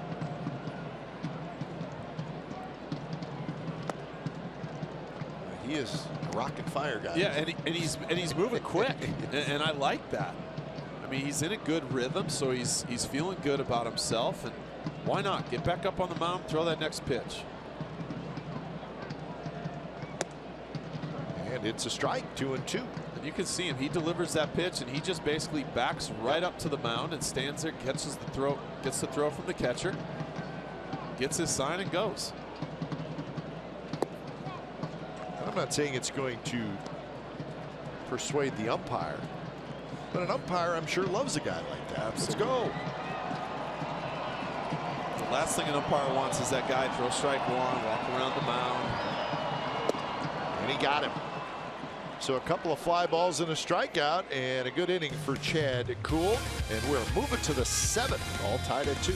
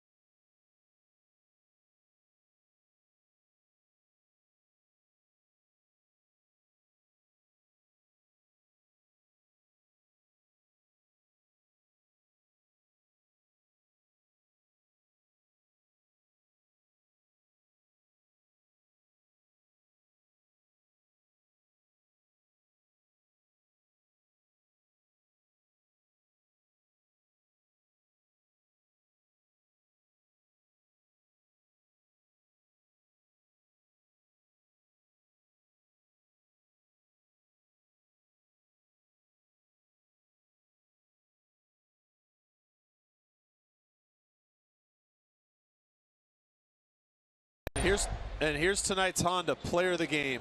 Rich Hill, 6 innings, 4 hits, 2 earned runs, 2 walks, 6 strikeouts. First start coming off the DL. Looked as good as he possibly could.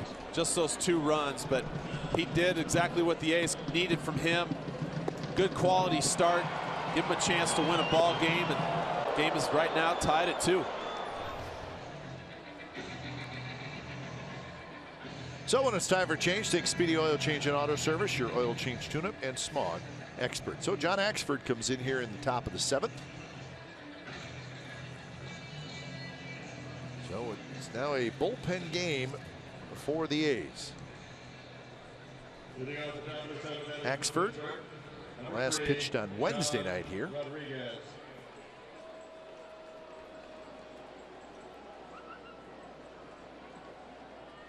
So he's going to face Rodriguez, Harrison, and Kratz, the bottom 3 in the Pirates order. It's a 2-2 game.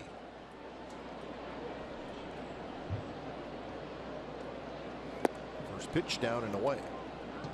And it's been a struggle for Axford here as of late. Giving up 10 runs in his last 8 games. Relievers are going to go through ups and downs.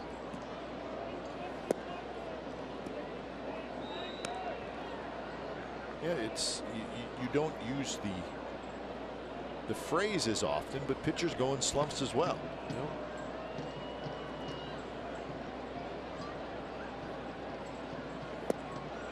Close pitch, and now it's 3-0. He's not missing by a lot.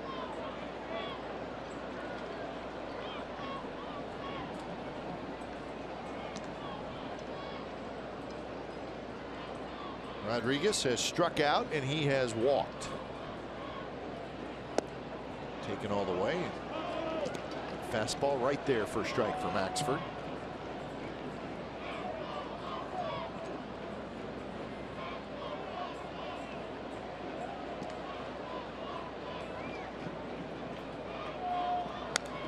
Foul back.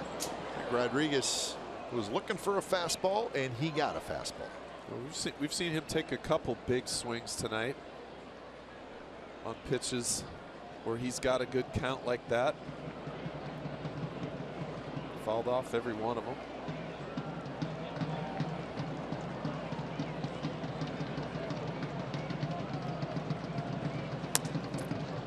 Tapped over the mound. Simeon scoops it, throws just in time. Rodriguez may have swung at ball 4.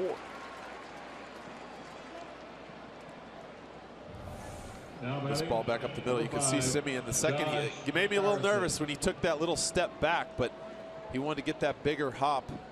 I thought he was going to come in and get it, but nonetheless makes a nice play. Well, the A's have not made an error in their last 8 games, and that includes tonight. Did not make an error in the Giants series. So maybe we shouldn't be surprised that they've been winning a little bit more lately.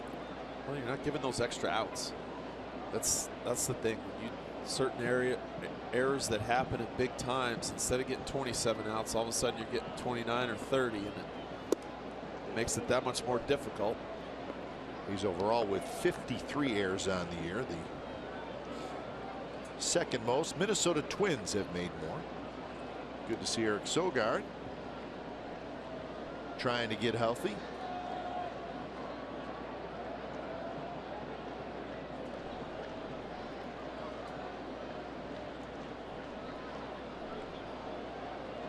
To an 0 to Harrison. Harrison had an RBI double in the 4th inning. 2-run double last night. So he's had a good series.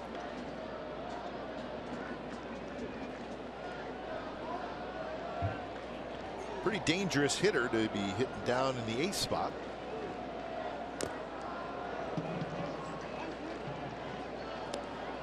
Well, we talked a little bit last night. He's kind of that guy. He can hit anywhere in the order. And right now they don't need him up at the top of the order, but he could hit leadoff if he needed to. Just a very versatile player.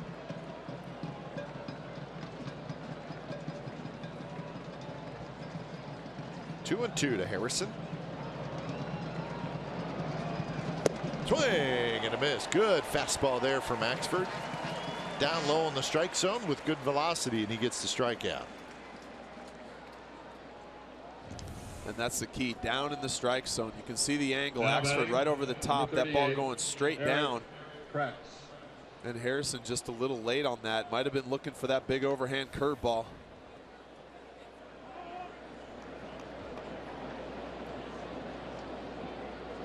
So 2 away. Here's Erik Kratz. 9 consecutive Pirates hitters have been retired. Kratz has struck out and hit a fly ball to left field.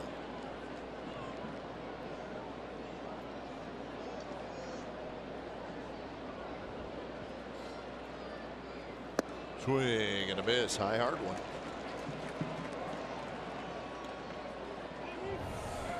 Sometimes so difficult to lay off this elevated fastball. Kratz, who is not obviously getting regular playing time, but trying to do damage. Just late on it. Vogt wants it inside, and it's skied towards center. Billy Burns waits, and Axford has a 3-up, 3-down inning. 7th inning stretch from the Coliseum. 2-2 game.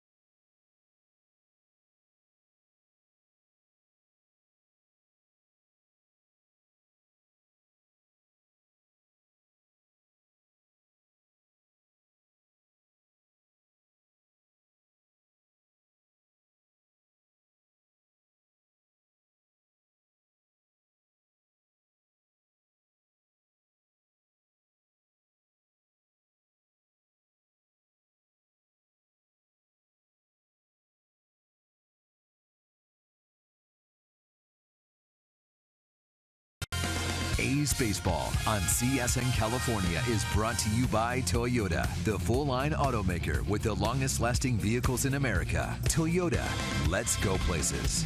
And by Xfinity. X1 from Xfinity will change the way you experience TV.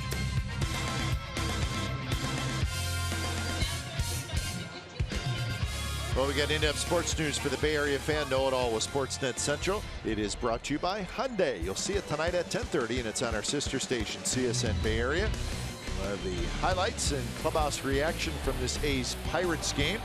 Get you updated on Kevin Durant, where he's headed, and some epic soccer match highlights. Mindy Bach and Henry Wolford will host. Epic. 7th inning, and it's the bottom of the 7th. Good ball game tonight. The A's and the Pirates tied 2-2. So both starting pitchers are out of the game as the Pirates go to the bullpen for the first time. It's the veteran Neftali Feliz. When it's time for change, think Speedy Oil Change and Auto Service, your oil change tune-up and smog experts. So the numbers for Feliz, pretty good. 2-0 with a 3.10 ERA. More strikeouts than innings pitched. And we've seen him a lot. Of course, started with the Texas Rangers. He's still only 28 years old, which is hard to believe. He's been around a long time. Got to the big leagues in 2009. He's always had electric stuff. I mean, when he was closing with the Rangers, First baseman, that was a number tough ninth 17, inning. Yonder When he came in, Alonso. things a little different for him the last couple years. But he's found a place here in this bullpen, primarily when it's tied or with a lead, pitching the 7th or 8th inning for the Pirates. Last year he was with the Tigers and he did not have a good year. His ERA was over 7. But pitching much better this year, and I've seen him a couple of times this year. He's had pretty good velocity. When he came up, he was throwing 100 miles an hour. And he'll face Alonso, Burns, and Crisp here in the bottom of the 7th.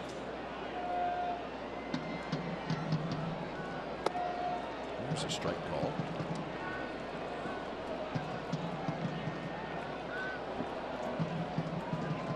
Alonso has grounded out and hit a fly ball to left field.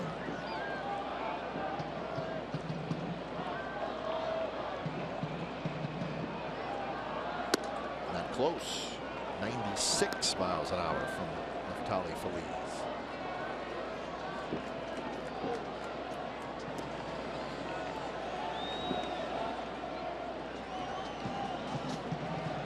Ryan Dole was up a couple innings ago.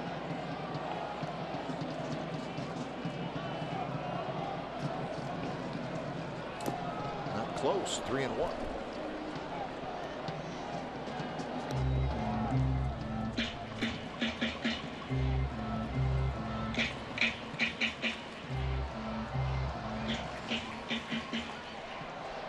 He's had a shot in the 5th inning. Remember, they had 2nd and 3rd. That's when that ball lodged underneath the base of the wall on Reddick's double. Valencia grounded out to end that inning. And a leadoff walk for the A's here in the bottom of the 7th.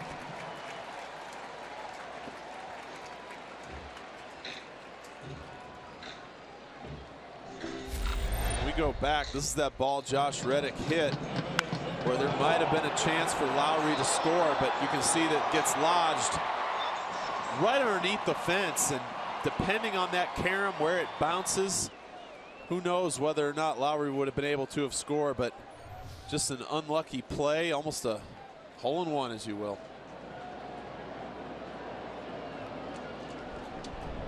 So here's Burns. Burns does not show bunt. Pirates think he will. On the third baseman in on the grass.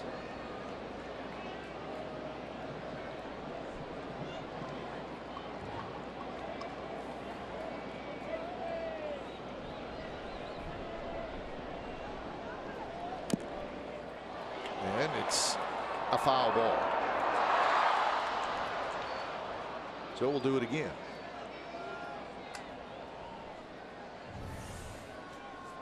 You can see Burns square around, and ball hits right off the edge of the plate, right up into his bat. That is, like you said, a foul ball. He's still in the box. So 0-1 the count.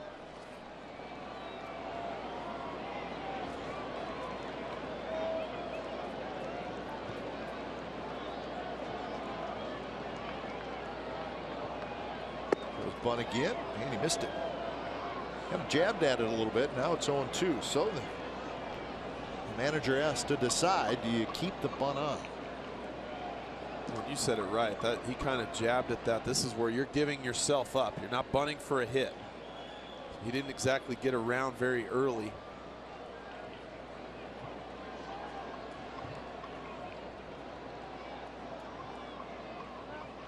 Burns wants timeout, requests it, and it's granted.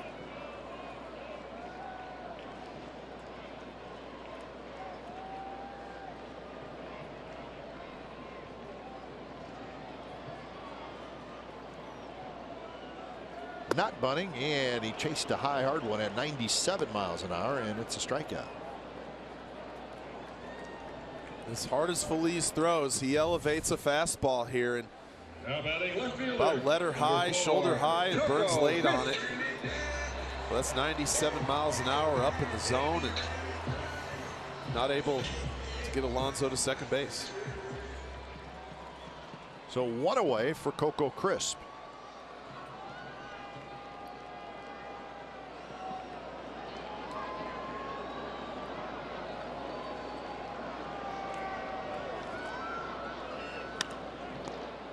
Feliz has it, throws a changeup to second, back to first, and that's a double play. 1-6-3 double play, and that's how the bottom of the 7th ends. We're going to the 8th. It's still a 2-2 game.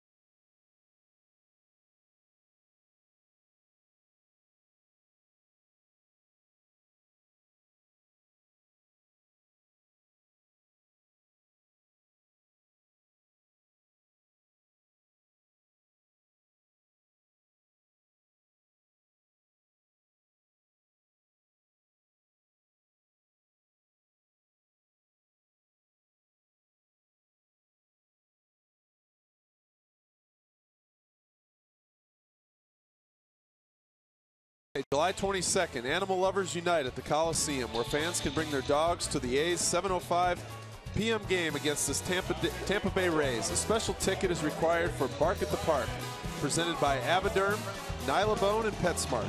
This event sells out annually and limited tickets remain. For information and tickets, visit athletics.com/bark to register for the special night.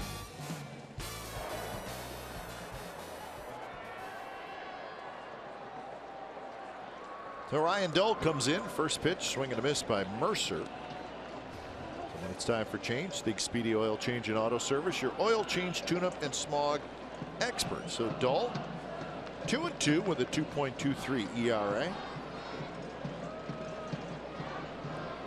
He's pitching extremely well. Dull has allowed just 1 earned run in his last 17 innings pitched. It dates all the way back to the 25th of May.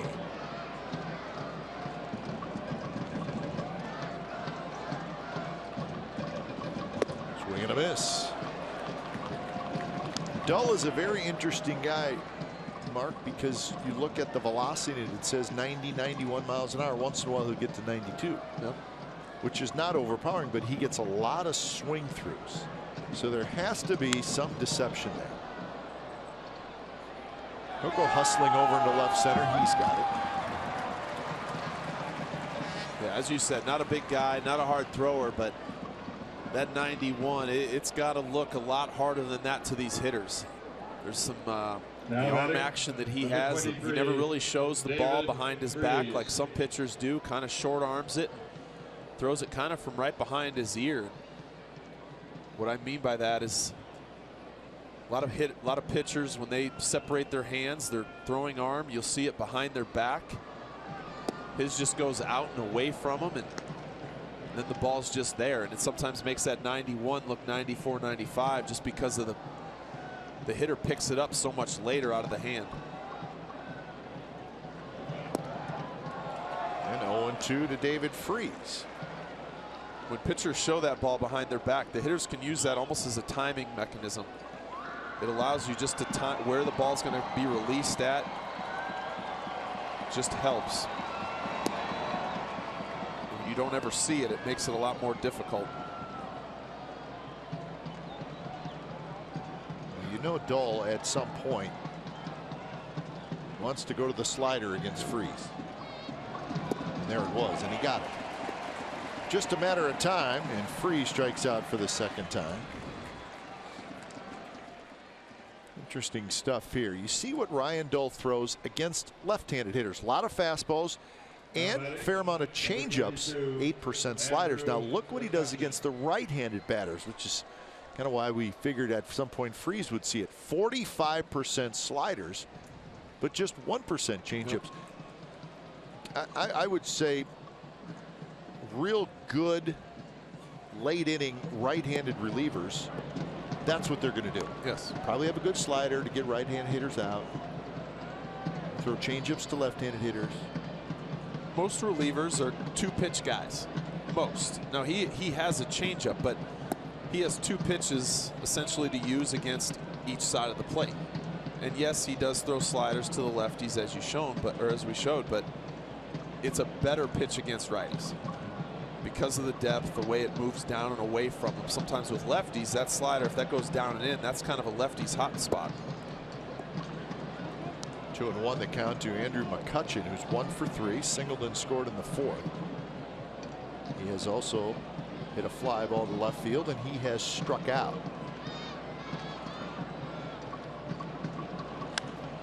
Popped up. Alonso backpedaling. Lowry's there as well, and it will be Yonder Alonso who grabs it. Ryan Dull has a 3-up, 3-down inning. Bottom of the 8th coming up. This ball game's tied at 2.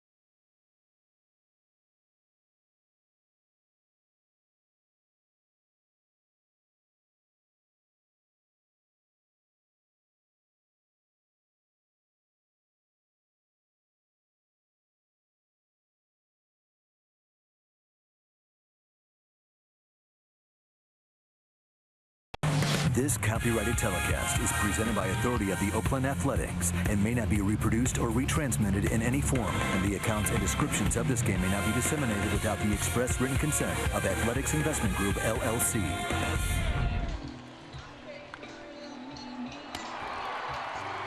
Game summary brought to you by your local Toyota dealers. Good tight ball game tonight. 2-4-0 for the Pirates, 2-7-0 for the A's.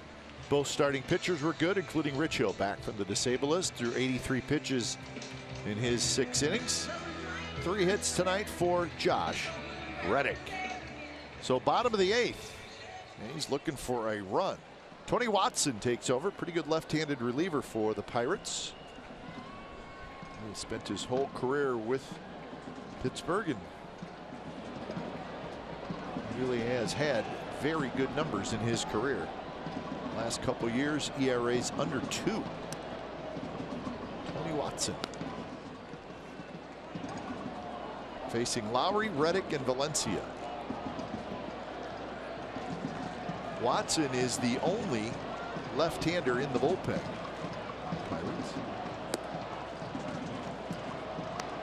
Fastball, slider, change pitcher. 91, 90, maybe up to 94 at times.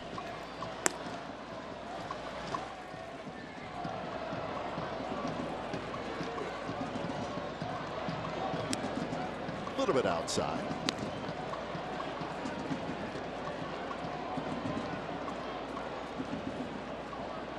So 2-1 the count to Lowry, who has a sacrifice fly and he has a single. So 1 for 2.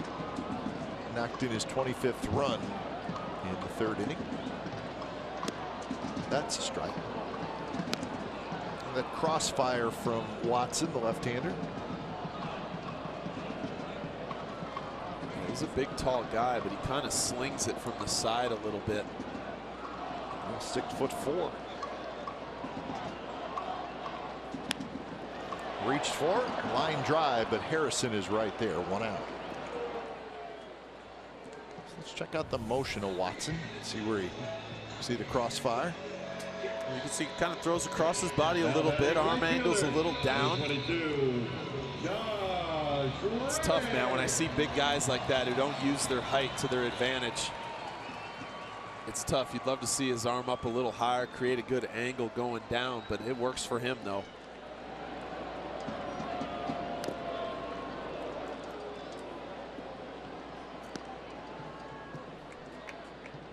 So on 1 to Reddick, who has 2 singles, a double, and an RBI.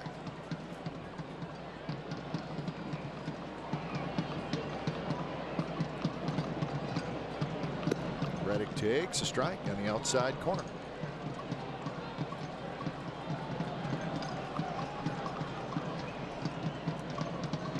Let's see to follow here in the bottom of the 8th inning. Close pitch, took a little off.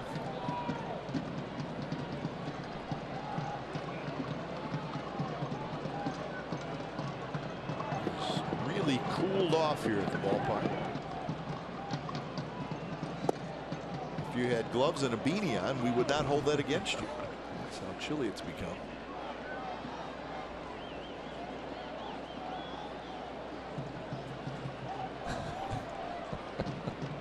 A Warrior fan, how can you not be? Good swing by Reddick as he got a fastball on the inner half, which you probably just don't get very often from a kind of a sidewinding lefty. Couple of beanies.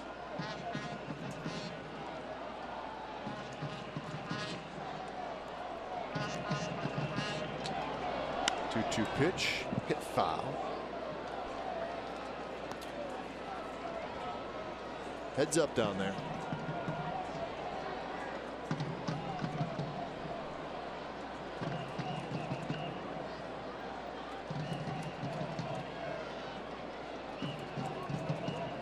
Kratz wants it away, and it is away. Full count.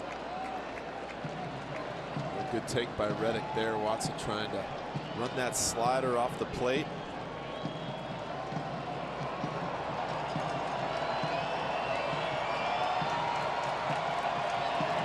Pitch and a good swing. So good battle here, lefty on lefty.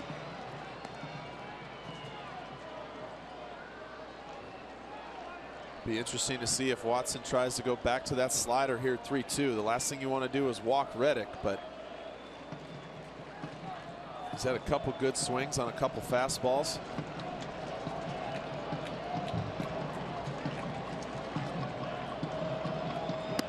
And he missed inside. What an at-bat by Reddick. MLB.TV Premium, the #1 live streaming sports service, delivers everything you have come to expect and more. Watch every out-of-market game live in HD on over 400 supported devices. Includes a free subscription to @Bat Premium, the #1 app for live baseball. Blackout and other restrictions apply. Visit MLB.TV for details. All right, so a shot for the A's here in the bottom of the 8th. A 1-out base runner. Here's Valencia. First pitch, Valencia pulled off a little bit, 0-1. He has grounded out twice and struck out.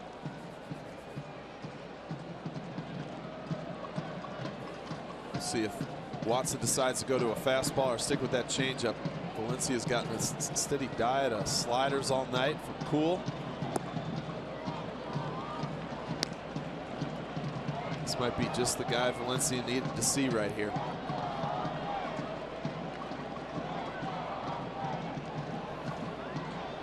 Valencia is 0 for 6 in the series.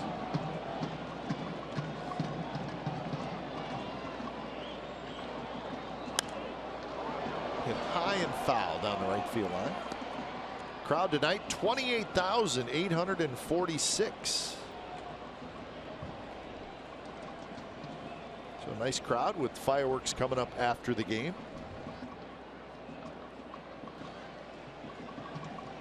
Pretty well decked out in their green and gold tonight, as usual.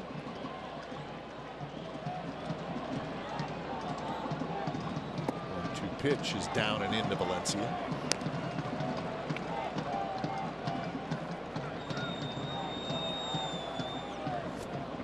Valencia against left-handed pitching, 375 is the average. Also, been really good with 2 strikes this year.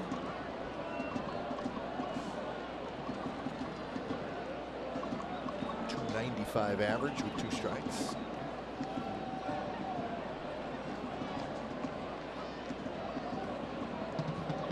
Spreads out a little bit.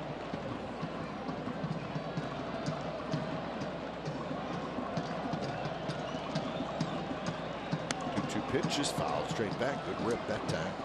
Well, he's had a couple good hacks at that fastball.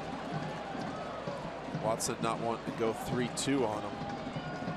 It was well located down and away, but Valencia had a good swing at it.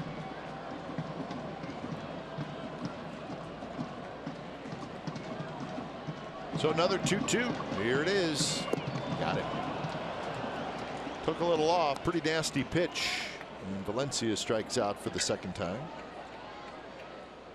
After watching the swings Valencia had at the fastball, you knew Watson was sooner or later had to go back to that changeup, which he did right there. And you can see Danny Valencia way out in front.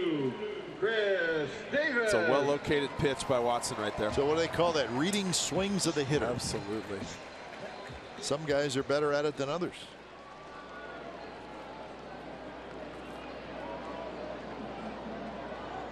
So with 2 outs, here's Chris Davis.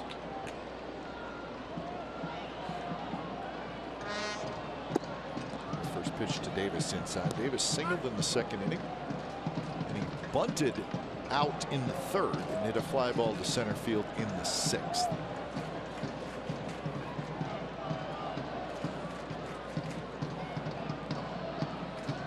So Davis 1 for 7 in the series.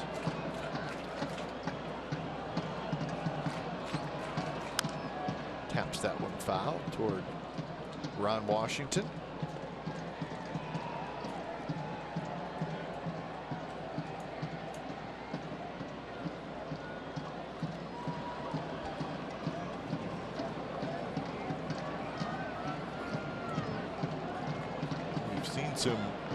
Both starters were good tonight, and so far both bullpens have been good.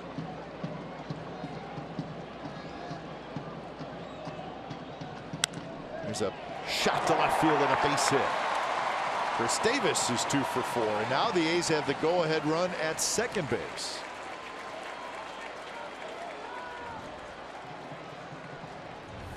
We talk about relievers being 2-pitch pitchers. To a lefty, Watson is a fastball slider. To righties, he's fastball changeup. And this is a changeup. You can see Davis out in front a little bit, catches it off the end of the bat, but able to drive it right in that hole in between second and third. And the A's have an opportunity right here.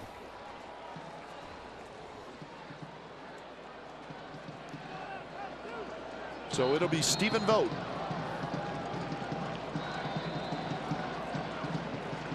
Stephen Vogt, 0 for 3, 3 fly ball outs.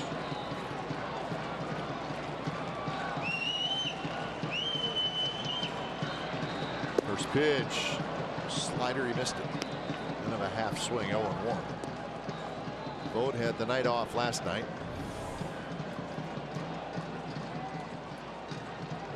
Said Vogt just picked that ball up a little late. Couldn't check his swing in time.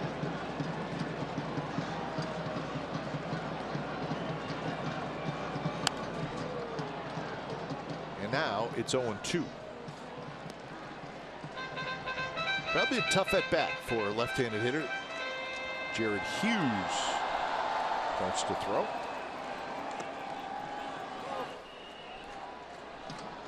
So Reddick gets second, Davis at first with 2 outs.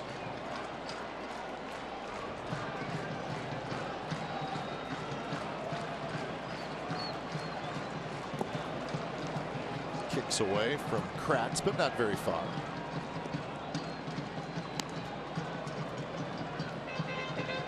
Pirate outfielder shading Vogt a little towards left field. And let's not forget, all of them have very good arms. Marte in left, McCutchen in center, and Rodriguez in right.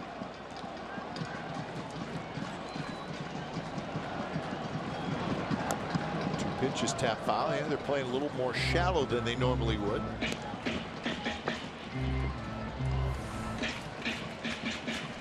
Vogt gets a fastball. He's late on it, but you can see he's able to foul it off. That's a good sinking heater at 93. Just under his hands. Pitch number 28 in this inning for Watson. Runner goes. The ball's tapped slowly toward Mercer at short. He'll go across to first just in time. And the A's strand a pair here in the 8th. 9th inning coming up, and it is still a 2-2 game.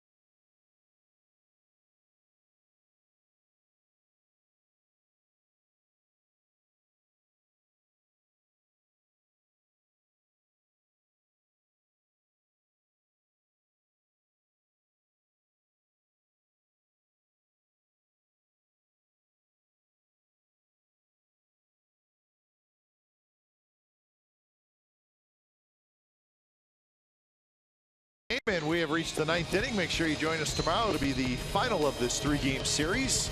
It'll be Francisco Liriano and Daniel Migden. So good pitching matchup. Liriano, a pretty good left-hander, but not having a real good season. Coverage begins at 12:30 with A's pregame live. The home of A's baseball is CSN. So join us tomorrow. So when it's time for change, think Speedy Oil Change and Auto Service, your oil change, tune-up, and smog experts. As Matson comes in here, top of the 9th. First pitch is lined to right for a base hit. Jung Ho Gong does not wait around.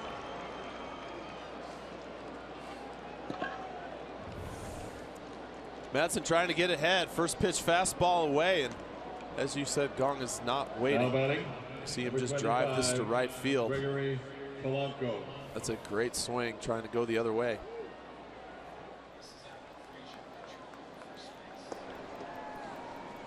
And that's Juan Nicasio. Right-hander starts to warm up. Adam Frazier is going to run. So there is Frazier. And he is the go-ahead run. So here's Gregory Polanco.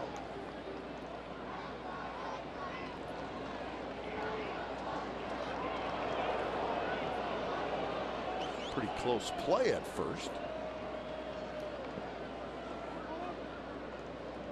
Frazier's got just one stolen base this year, but he's only played in 5 games.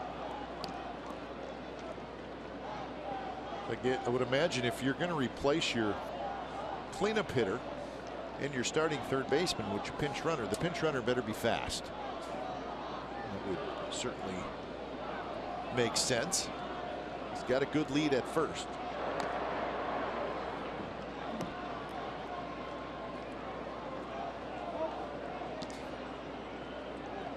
Starling Marte to follow after Marte, Sean Rodriguez. The Pirates have Matt Joyce, John Jaso, and Chris Stewart on their bench. So they have a couple of left-handed hitting options if they decided to go that way.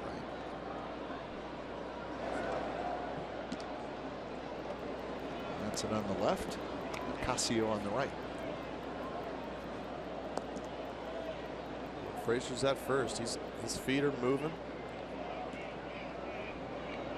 And he runs. Pitches a strike, and Vogt dropped it, and Frazier's going to be at second. So a big stolen base for Frazier. Well, you can see him. He's got his feet going. He's got a decent jump right there. But Vogt maybe caught that a little towards the end of the web, and when he went to transfer, just lost the handle on it.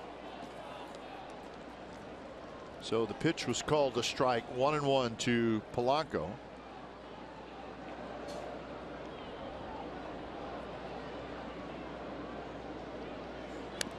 Polanco cues it foul. You can see Vogt just kind of reaches for this, and there's just times you try to be quick, and every now and then you catch it a little differently in the glove, and it doesn't transfer as well, and it just kind of pops up and can't get the handle on it. So now 1-2.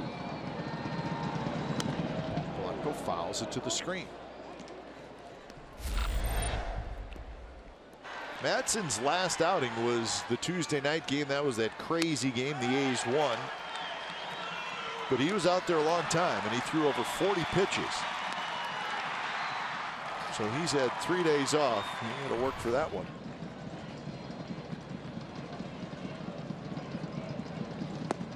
Inside, and now it's 2-2.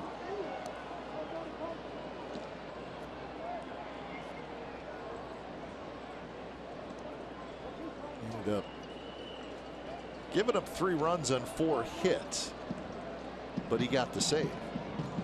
He's a little short-handed in the bullpen that night.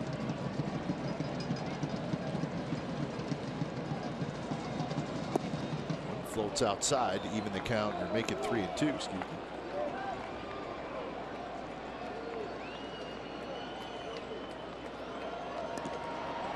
So some tense moments here in the 9th inning. The Pirates have the go-ahead run at second base with nobody out.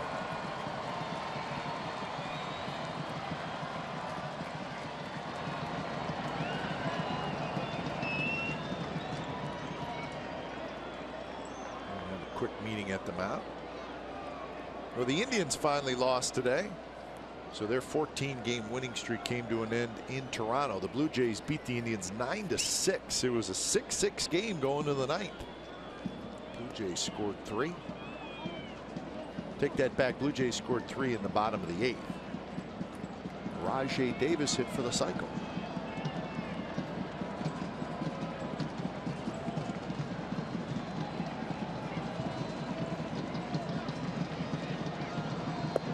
Pitch, strike 3 called at the knees on the inside corner.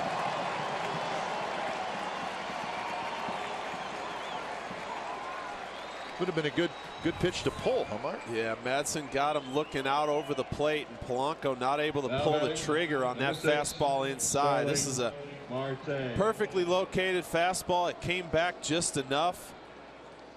Vogt framing. You can see Polanco wasn't happy about it, but that ball was right on the black on the inner half.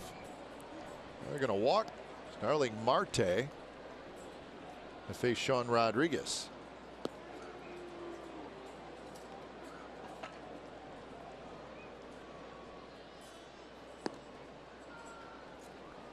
Rodriguez is the right fielder, and again they have Matt Joyce, John Jaso, just a couple of options.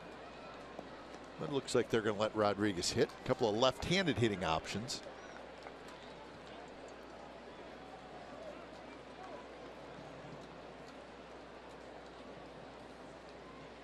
Jaso, it's cold enough where he doesn't really want to take that sweatshirt off if he doesn't have to. Rodriguez. But he was ready.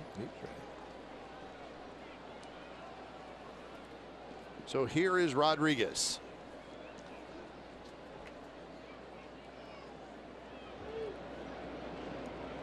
Rodriguez is 0 for 2 with a walk, strikeout, and a ground out.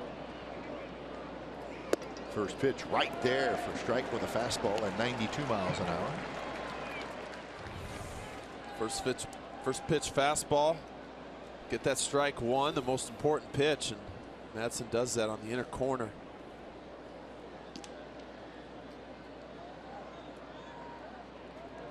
Lots of speed on the bases. And it's 0-2. Rodriguez chased badly that time. Well, follows up that fastball in with a good slider down and away. It's almost like a split finger fastball. You can see it drop. And Rodriguez was completely fooled.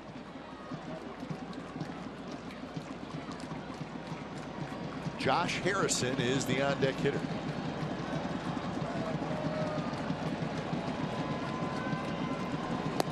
Fastball away. Pretty good 0-2 pitch. There's a little extra on this one. This one at 96 miles an hour. Madsen trying to paint that outer corner. Just not enough.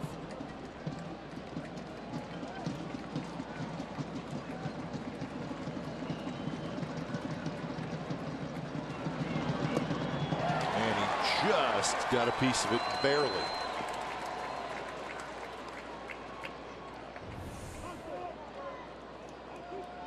Well, Vogt just not able to hold on. You could see it in the glove and just got it right on the heel, popped out. So close.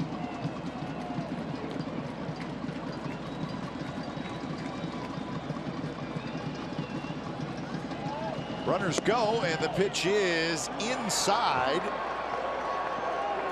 and it's a double steal. Looked like a pretty good pitch. Pretty good. I thought it looked like a real good pitch, and this is, Oh my goodness. wow. Right down the middle. And Rob Drake did not call it. I mean, unfortunately, that's one where the runner's going, Vogt's moving. There's things happening, and I almost feel like there's times the umpires just take their attention off that pitch just a little bit, and it gets you. You may be right. Because that was a strike, if there's any question. Now it's second and third. That was better than the 0-0 pitch that Madsen threw. Which is low, full count. But I do see your point. I mean, just the fact that both runners are moving, catcher standing up to throw. And the catcher's moving is the bigger thing, because Vogt's coming up out of his crouch just a little bit as he's receiving that ball, and sometimes those umpires just don't quite get the look at it that they want. Big pitch. And it's popped up on the infield. Just a weak little pop-up. Lowry has it, 2 outs.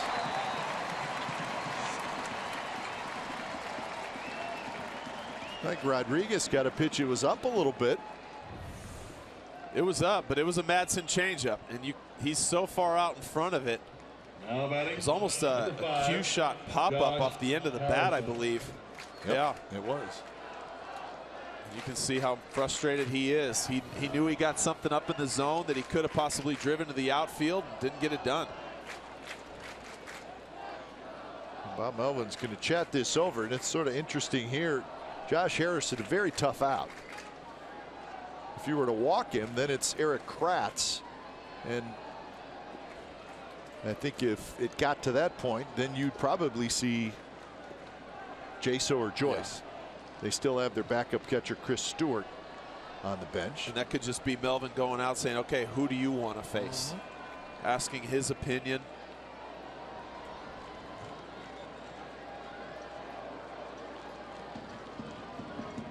But Joyce, there you see, he's got the bat.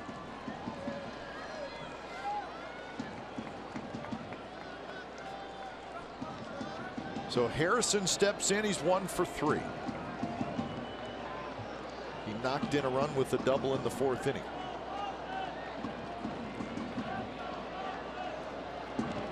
First pitch bunted toward Valencia, who scoops it up. His throw is in time. They got him, and the inning is over.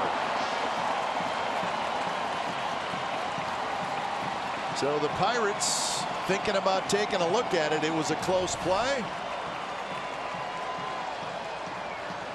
I think he's out. And he is. So how about that? The Pirates at 2nd and 3rd and 1 out, and they do not score. And they're going to look at it. But I don't see any spot where he is safe.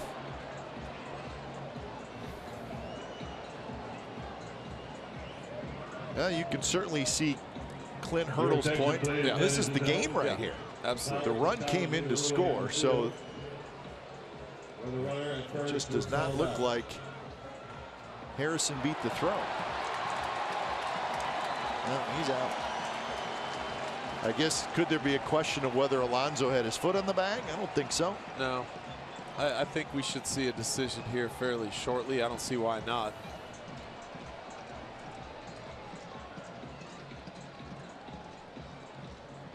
Not a bad idea by Harrison. He just bunted it too hard to Valencia. Yeah, if he doesn't, if he gets that down a little softer and it doesn't have the pace it did to Valencia, he's safe at first base and they have the lead.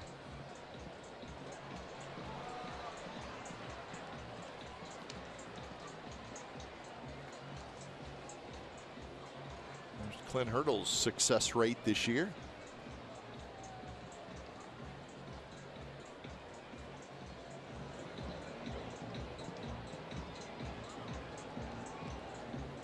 I will say there are certain ones that make me wonder how they take so long.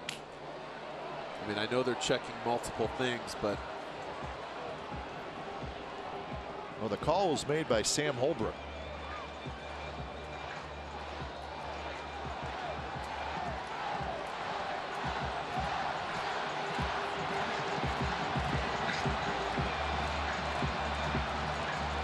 They could be looking at the right foot of Alonso, and they're calling him out.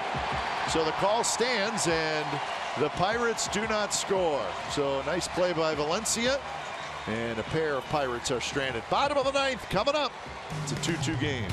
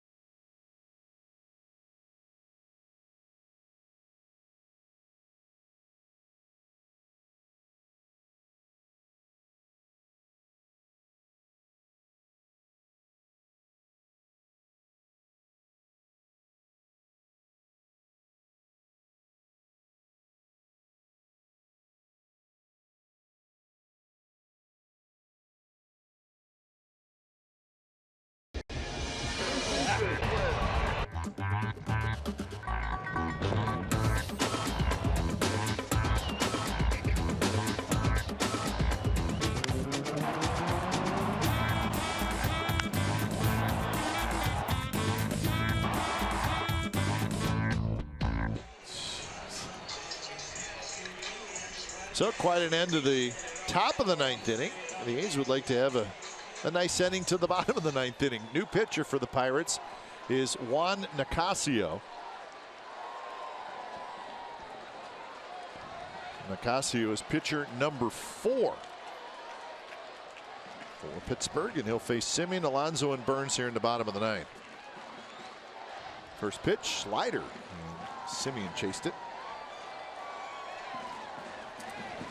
Well, Nicasio fastball. He's got a 4-seamer, 2-seamer, curveball, slider, change. Right there for a strike. So Adam Frazier is now in right field. David Freese moves to third. Rodriguez goes to first. So those are the changes. Frazier in right, Freese at third, Rodriguez to first.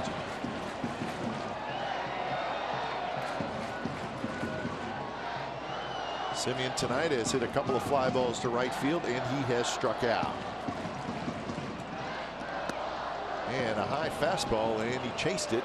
And on 3 pitches, Semien heads back to the dugout. Now pitching for Pittsburgh, number 12, Juan Nicasio.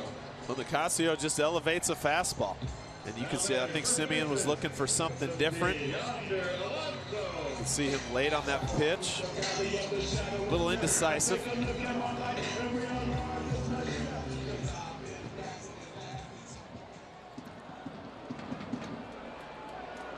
So Alonso steps in for his 4th at bat. He's grounded out. Hit a fly ball to left, and he has walked.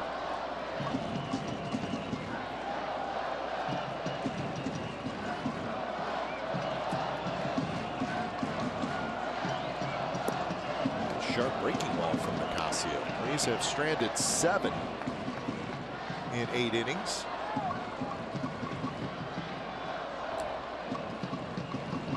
Hit the Pirates 8-5. Shift on for Alonso.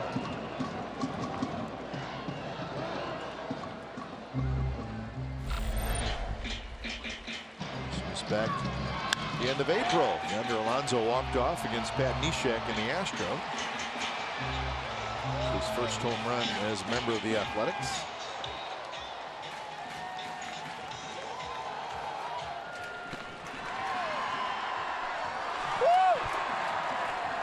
My God, that's cold. Yes, it was.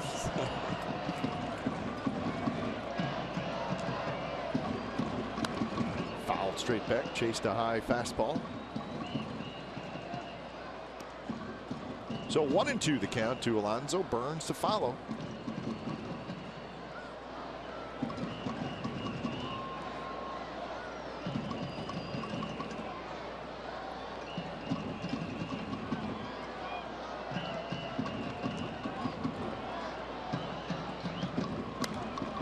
Hit high and foul, staying alive.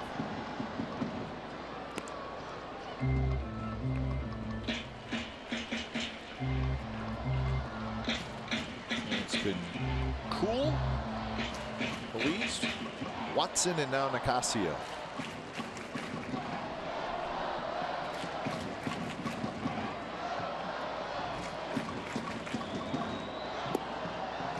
Two.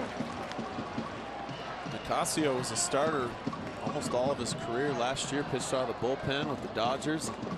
Really turned himself into a different pitcher. More power stuff. Started this year, starting for the Pirates also, and now back in the bullpen. And he gets Alonso to chase a pitch in the dirt. Back-to-back strikeouts for Juan Nicasio. And this is a slider right off that same plane of that 95-mile-an-hour fastball that he's throwing. And you can see Alonso just out over the top of that, angry at himself. It's a tough pitch to lay off when you see it come out of the hand.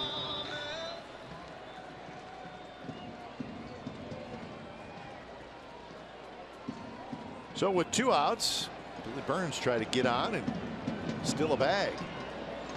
Somehow get himself in scoring position.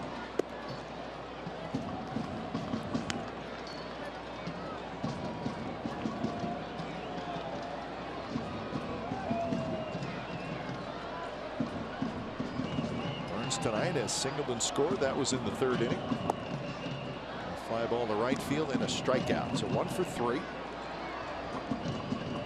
Cologne looks like he's loose and ready to go.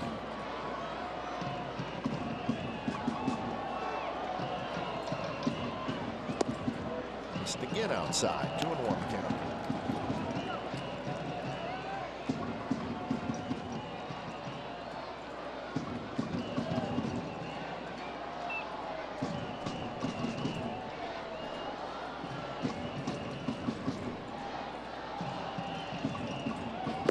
Stride came right at him with a fastball, 94 miles an hour.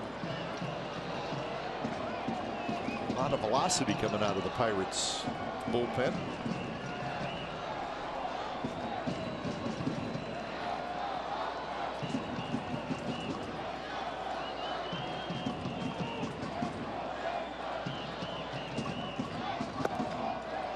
So Burns has worked the count full.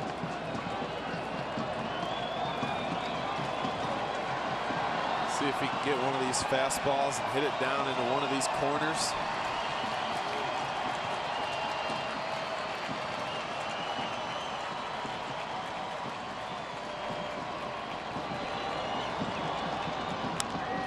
One slapped foul.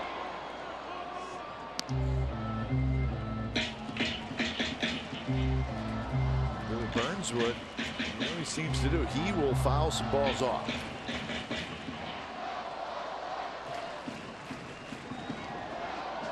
And I would think Nicasio is going to keep coming at him with that fastball. It's not, you don't want to take a chance of walking him.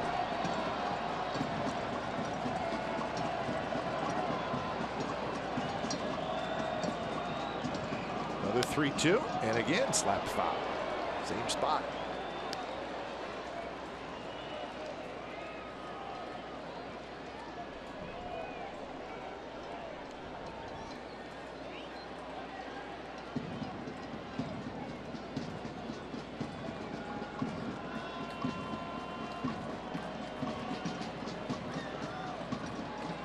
Another 3-2. Here it is.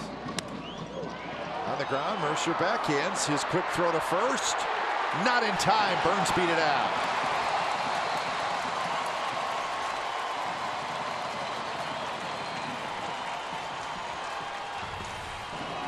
Those balls hit hard. You see Mercer, he makes the play, and he knows Burns is running. He knows how quickly he has to get rid of it. And by the time he can plant that foot, he can't really get as much on that throw as he would have liked. And with Burns' speed, he's able to just barely beat this out. But a nice play by Mercer, making it even as close as he did. You could see he kind of stutter stepped with his feet just a little bit, and by then it was too late. So Burns aboard with 2 outs. Here's Coco Crisp.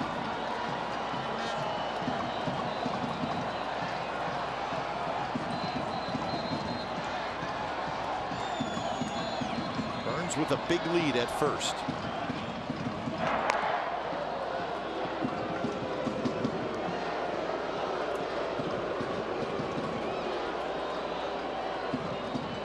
The cat and mouse game starts now with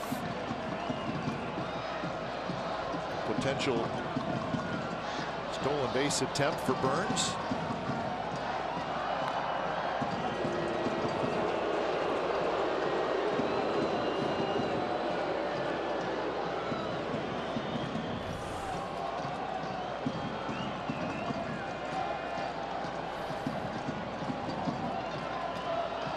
Seen a decent move by Nicasio.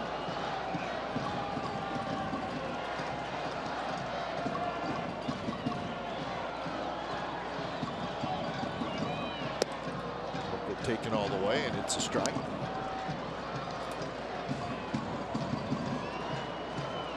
$13 for 16 for Billy Burns.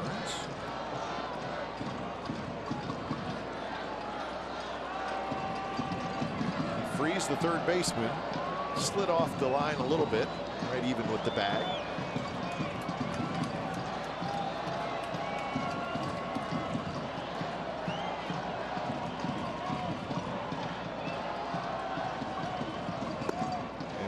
Coco shows, but I think Coco's trying to give Billy Burns a chance to go. That's what I was just going to say. You saw Coco when he took that first pitch strike, he kind of looked down, almost like, hey, why didn't you go?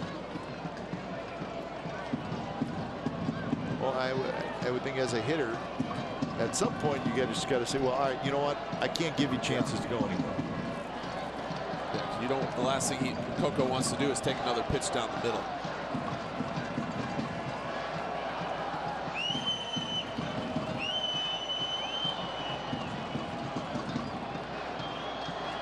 Burns goes. Kratz's throw to second base. Not in time. So there you go.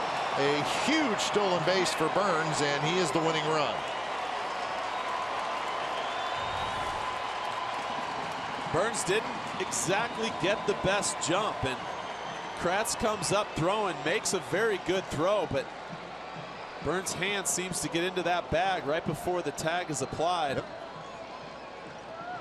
And a nice job by Billy Burns to keep his hand on that base when you're sliding the way that he is. That's the way they're taught now. The infielders keep the tag on it, which Mercer did.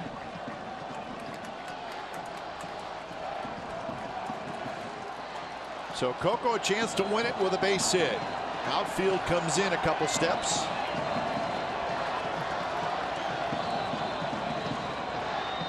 The 2-1 pitch is a strike, off speed from Nicasio.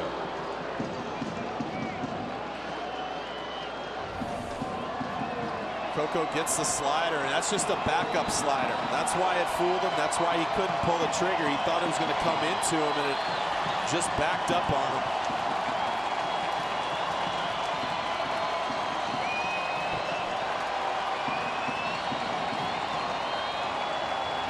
So 2-2 to Crisp.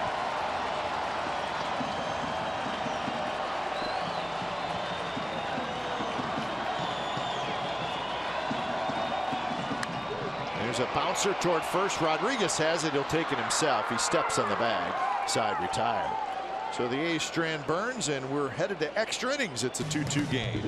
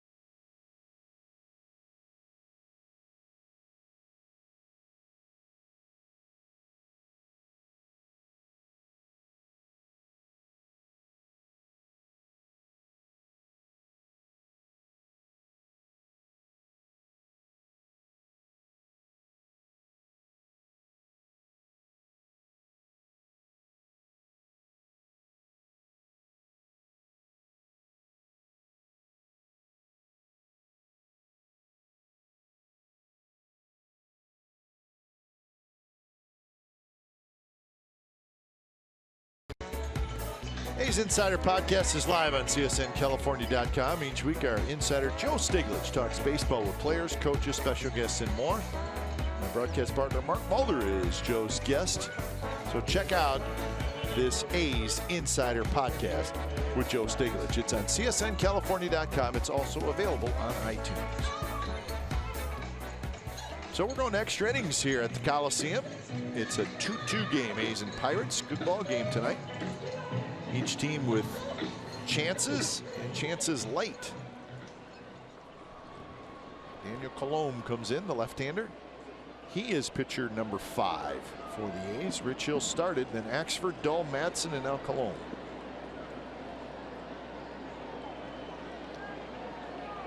So he'll face Kratz, the 9th place hitter.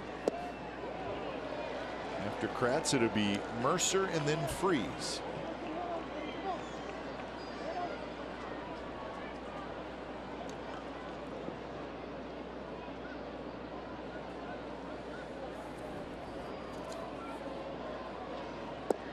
Kratz lays off the breaking ball that time.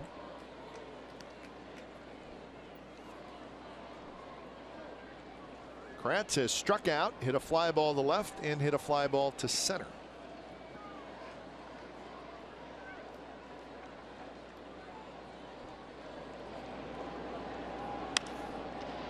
Loops that one down the right field line. It'll be foul.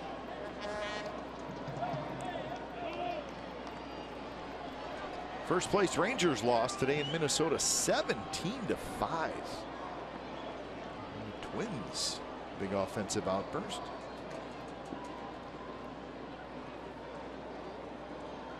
We'll see the Twins Monday, Tuesday, and Wednesday. Started the road trip for the Athletics. And a swing and a miss. Get a foul tip? Yes, he did. So Kratz just got a piece of that breaking ball. We've seen from Colomb, he really has a good curveball. He really does, and that was another good one. Another just barely a foul tip. Another one, Vogt just not quite able to hold on to it.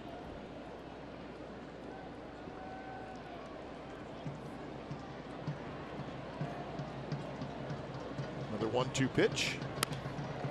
And that is softly hit over the head of Semien.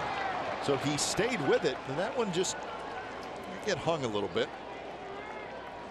So again, the Pirates have their leadoff man aboard. That happened in the 9th inning as well. This one just stays middle in. You can see the almost doing Kratz a favor. Right now, Kratz has struggled to catch up to the fastball in this game, and you throw that slider there, and it kind of it's right with his bat speed. That's almost helping him out. You'd rather see you go back to the big overhand curveball or try to elevate a fastball away.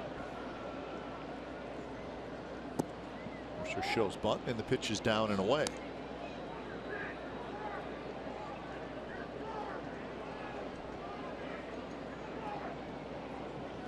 So Mercer. Long look down to Rick Sofield, the third base coach.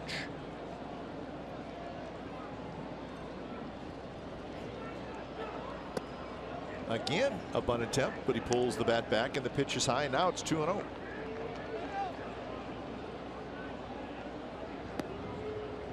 Batting gloves on.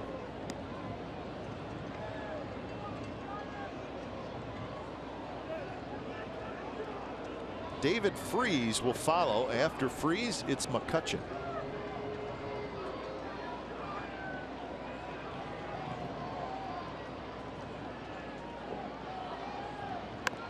That one bunted. Colomb has it. He'll throw to first, and they get Mercer. So he has a successful sacrifice.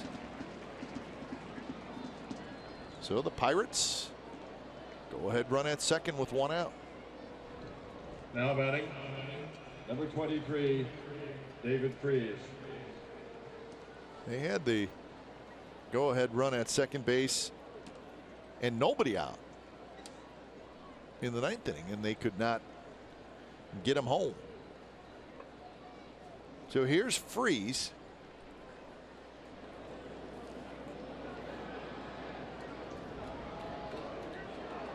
First pitch to David Freese.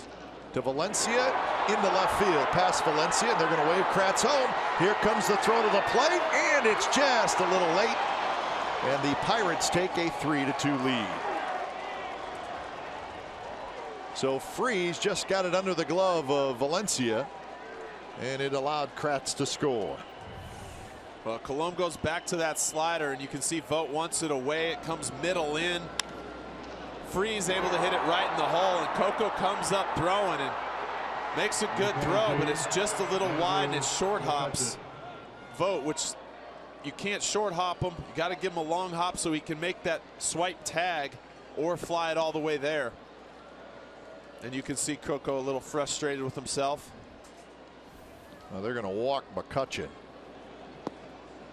Now, Freese's first hit tonight is a big one.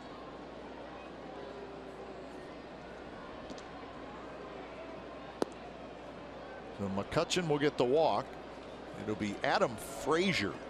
Remember, Adam Frazier pinch ran for Gong earlier. It was last inning, actually. So Frazier is going to be the hitter. He's a left-handed hitter.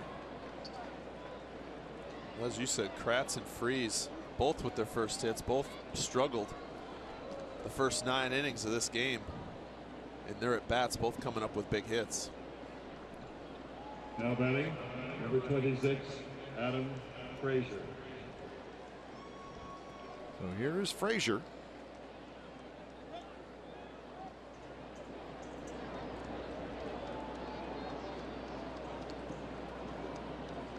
So Freese at second, McCutcheon at first, and the first pitch is down and away. And well, they said he went around. Checked with Carlos Torres.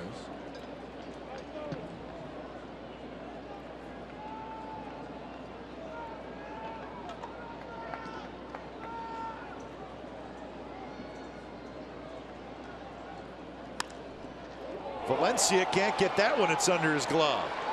Here comes Freese. Here comes another throw to the plate, and they got him. Well, that time Coco got his man.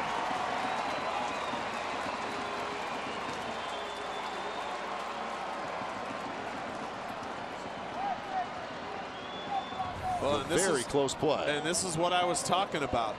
You gotta make a better throw with a long hop so that Vogt can do a swipe tag. You can see Freese coming around third, and Coco gets this one a little lower. The long hop, and Vogt able to just swipe down the tag on his foot, and we'll see what happens if they review this. But Freese's right leg almost seems like it's up in the air as he's coming over the plate.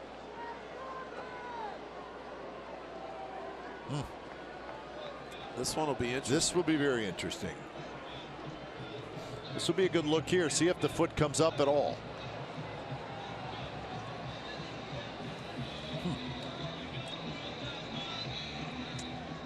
It does come up, but you can't tell if he gets. Yeah, boy. I don't know.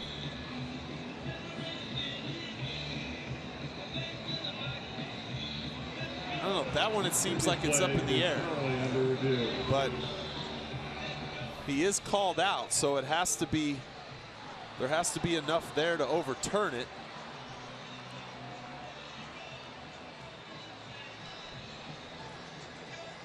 And they're showing it on the board.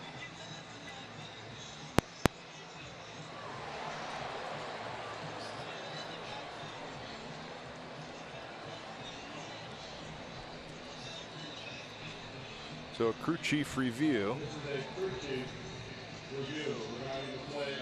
Well, it looks to me like the foot is there before the tag. The question is, was the foot on home plate? That's exactly right. His foot gets there first, but I just don't know if his foot ever touches the plate. Some angles look like it's up. Some angles look like maybe his heel catches it first.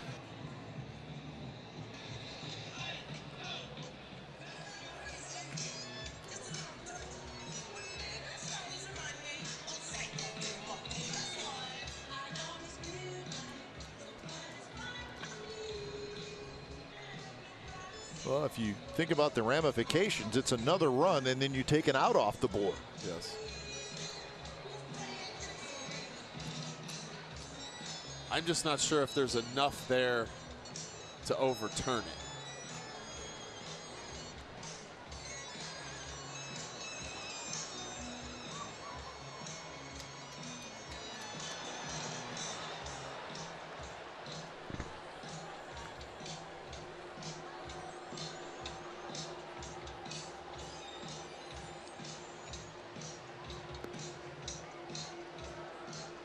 Yeah, that's where the replay has really gotten to, is what's the initial call, and they're taking a very long look at it.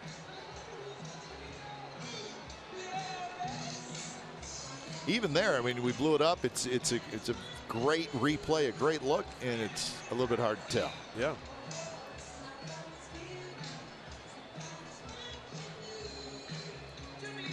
Pirates have taken the lead here in the 10th inning.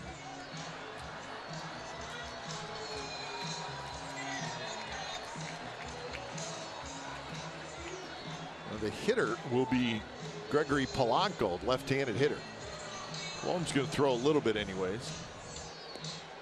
Here we go. Wow. So the call stands. So a beautiful throw by Coco Crisp, and they throw out David Freese at the plate on a very, very close play. On the field, Sands.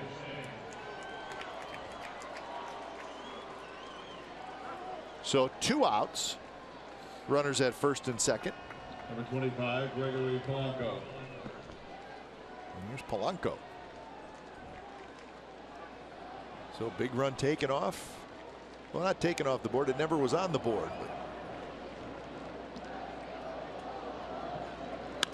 But center field, that's a base hit. McCutcheon's being waved around, and McCutcheon's going to score. And it's 4-2 Pirates. So Blanco goes after the first pitch and lines it to center.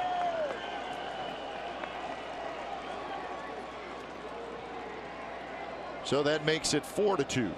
And Colom has gotten hurt. 3 sliders were the first 3 singles. This one he goes to the breaking ball, the curveball. And Polanco able to stay back and drive it into center field. And just haven't seen any fastballs and a couple sliders he's left over the middle of the plate that have really hurt him this inning.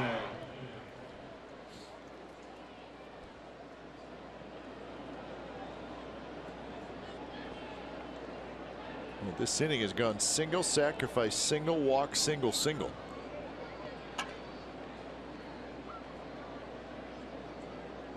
So an out on the sacrifice bunt and an out on the throw out at home plate. Now Frazier's at third, Blanco at first, and here's Starling Marte. That pitch not close. Marte is 1 for 2, a single, 2 walks. He's knocked in a run. He has scored a run.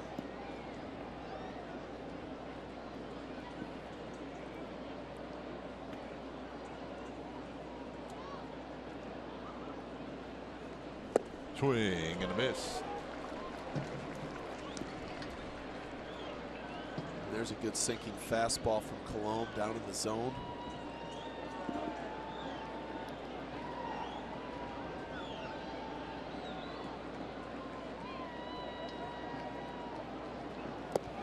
I think the Pirates are still trying to figure out how that call wasn't changed. I don't know that it was that obvious.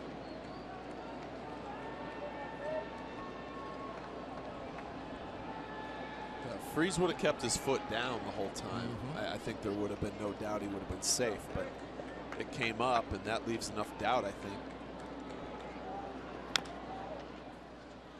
Well, I think that's the difference with sliding feet first at home or head first, because now when you see guys slide head first at home, and you do see it a little bit more, it's not the full head first slide, but where you can really see the hand touch home plate. But the sliding front foot, it's just harder to see if that foot actually hits home plate. You can tell when your hand hits it. Yep.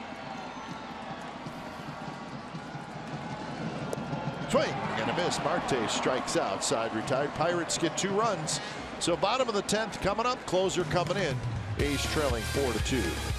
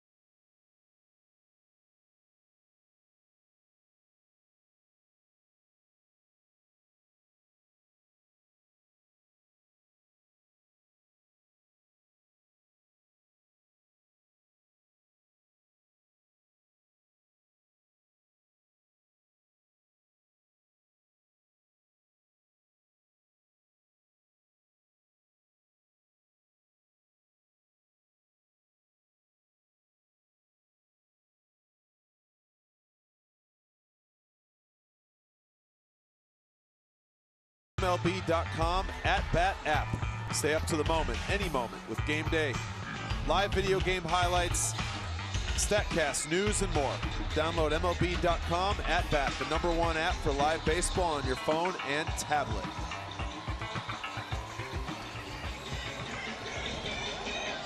So it's a 4-2 game now. The Pirates leading here in the bottom of the 10th inning. The closer for the Pirates, Melanson, comes in. He pitched last night. It was not a safe situation last night. He faced 3 hitters, retired them all. Second baseman. Tonight, it is a safe spot. Jed Lowry.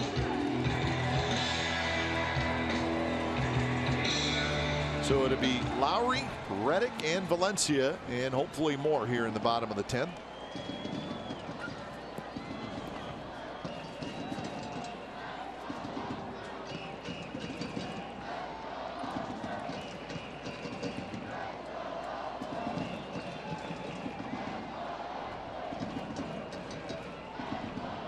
First pitch to Lowry, shows bunt, and it's a strike down around the knees. There's a little cutter from Melanson. You'll see a fastball and a big overhand curveball. He can change the eye level on that breaking ball.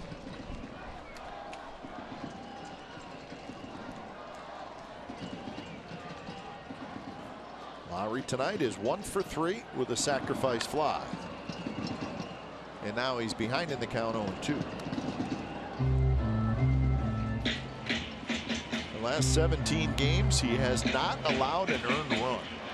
11 for 11 in save opportunities. And hitters are 2 for their last 30 against this guy.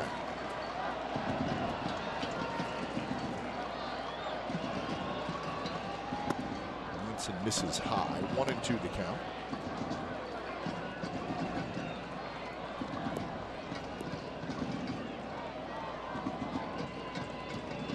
Each team now with 9 hits. There has not been an error in the game.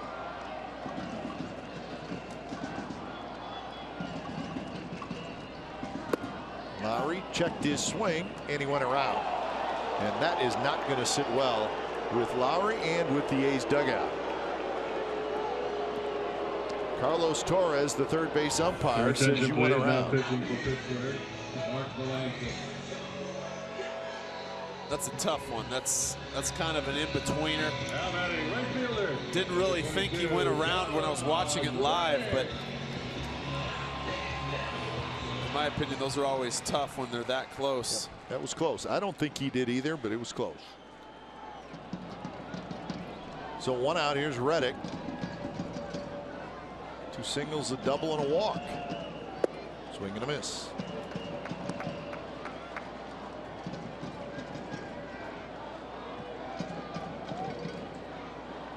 Melanson has really good stuff, but there must be something about the way his delivery works, coming over the top the way he does, because guys just take funny swings against him. Up the middle and off the glove of a diving Josh Harrison, and Reddick has a hit, and that will get the tying run to the plate. Reddick's 4 for 4. So Harrison made a nice effort. He was not going to get Reddick. And Reddick gets a breaking ball. It's just kind of up in the zone, middle of the plate, drives it right back up the middle. You can see Harrison shading him towards that hole and not able to get there. Even if he would have make that play, he doesn't have a chance at first base.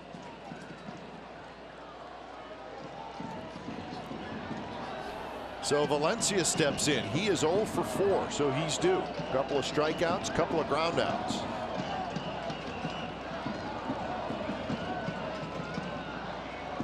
First pitch, line foul. It was a breaking ball that was a little up.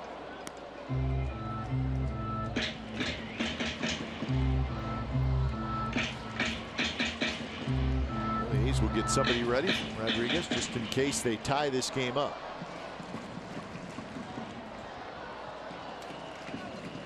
Chris Davis is the on-deck hitter.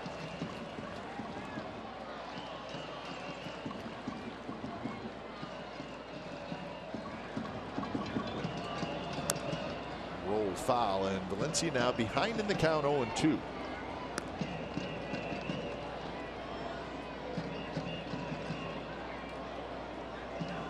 Pirates bullpen, 3 shutout innings so far.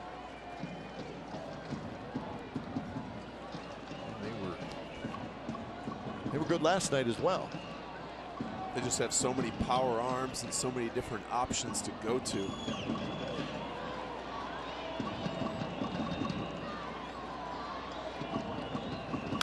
Curveball, rolled foul again.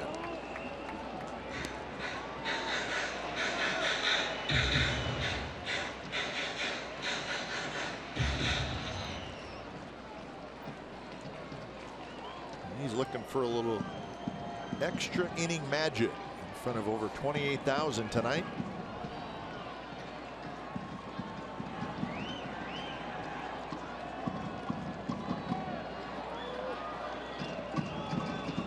To pitch, swinging strikeout on a curveball.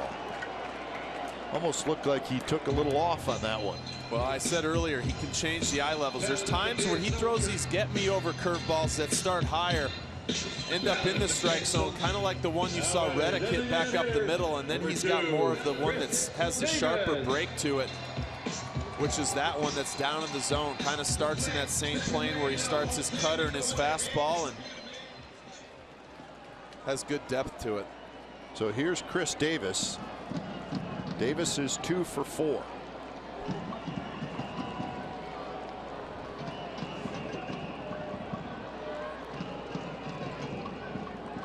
Couple of singles tonight for Chris Davis.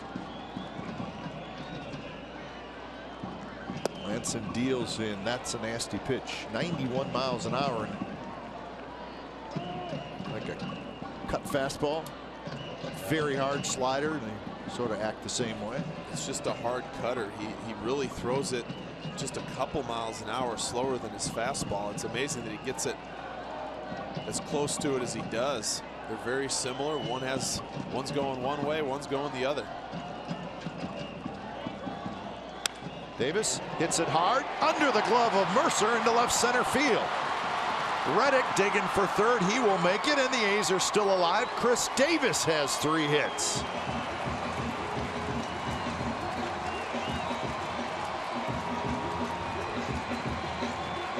Well, this is the curveball that I was talking about that's up in the zone, that you saw Reddick drive back up the middle. Davis does the same thing. It's kind of looping up at the top, able to stay back, makes that a lot easier when you recognize it as early as he does, and as hard as it was hit. Mercer really didn't have a chance to get to that. Reddick off on contact, ball's right in front of him, able to easily get into third base.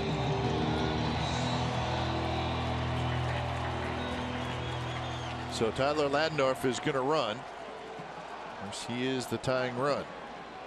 Vogt is the hitter.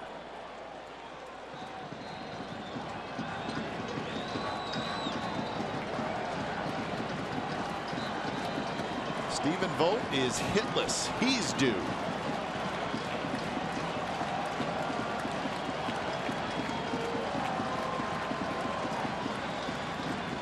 First pitch is line foul. Well out in front was Stephen Vogt.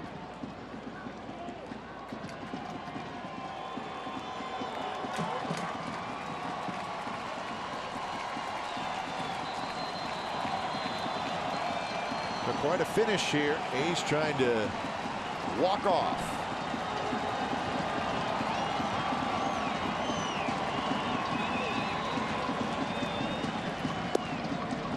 Overhand curve stays outside.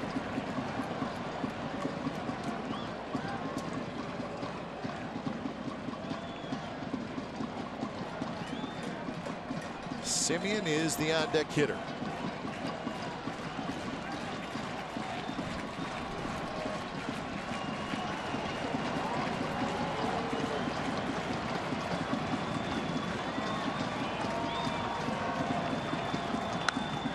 Again, hooked foul, line shot, but well foul into the seats.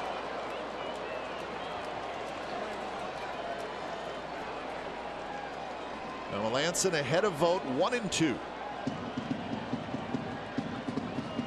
see what Melanson goes here. See if he tries to bounce one of the breaking balls or if he goes back in with that cutter.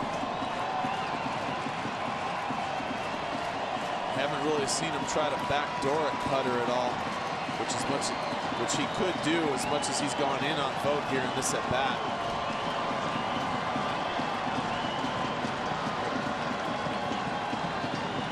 One-two pitch, another breaking ball, and again hit foul. This one up well above the A's dugout. I think we know what his go-to pitch is.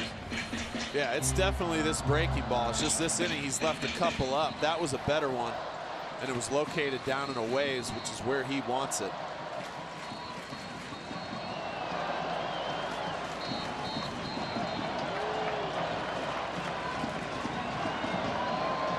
Lanson's ready. Another 1-2 pitch to Vogt.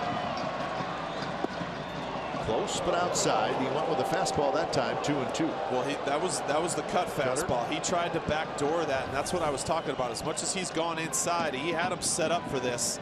You can see it just doesn't come back enough.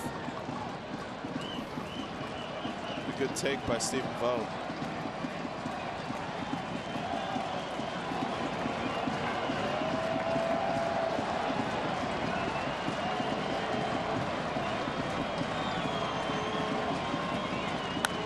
Another line shot foul.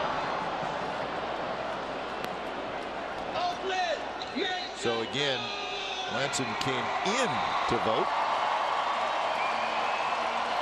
Well, as long as he's keeping this cutter inside, I mean, the crowd likes it when Vogt keeps turning on these things, but there's nothing he can do with it except pull it foul. That's the thing. So all Melanson's doing is keeping it in on his hands, and Vogt, as far in as it is, he cannot keep that ball fair. So one of these times Melanson's got to go with something away or bounce a breaking ball. And he did, and Vogt swings and misses. Kratz picks it up. He will tag him, and that's the ball game. So Melanson stayed with that breaking ball, and he gets Vogt to strike out, and the A's strand the tying runners on the bases here in the bottom of the 10th. So a disappointing loss for the Athletics tonight. When I said it, he had to go back to this sooner or later. He left a few up in the strike zone. This one he did not.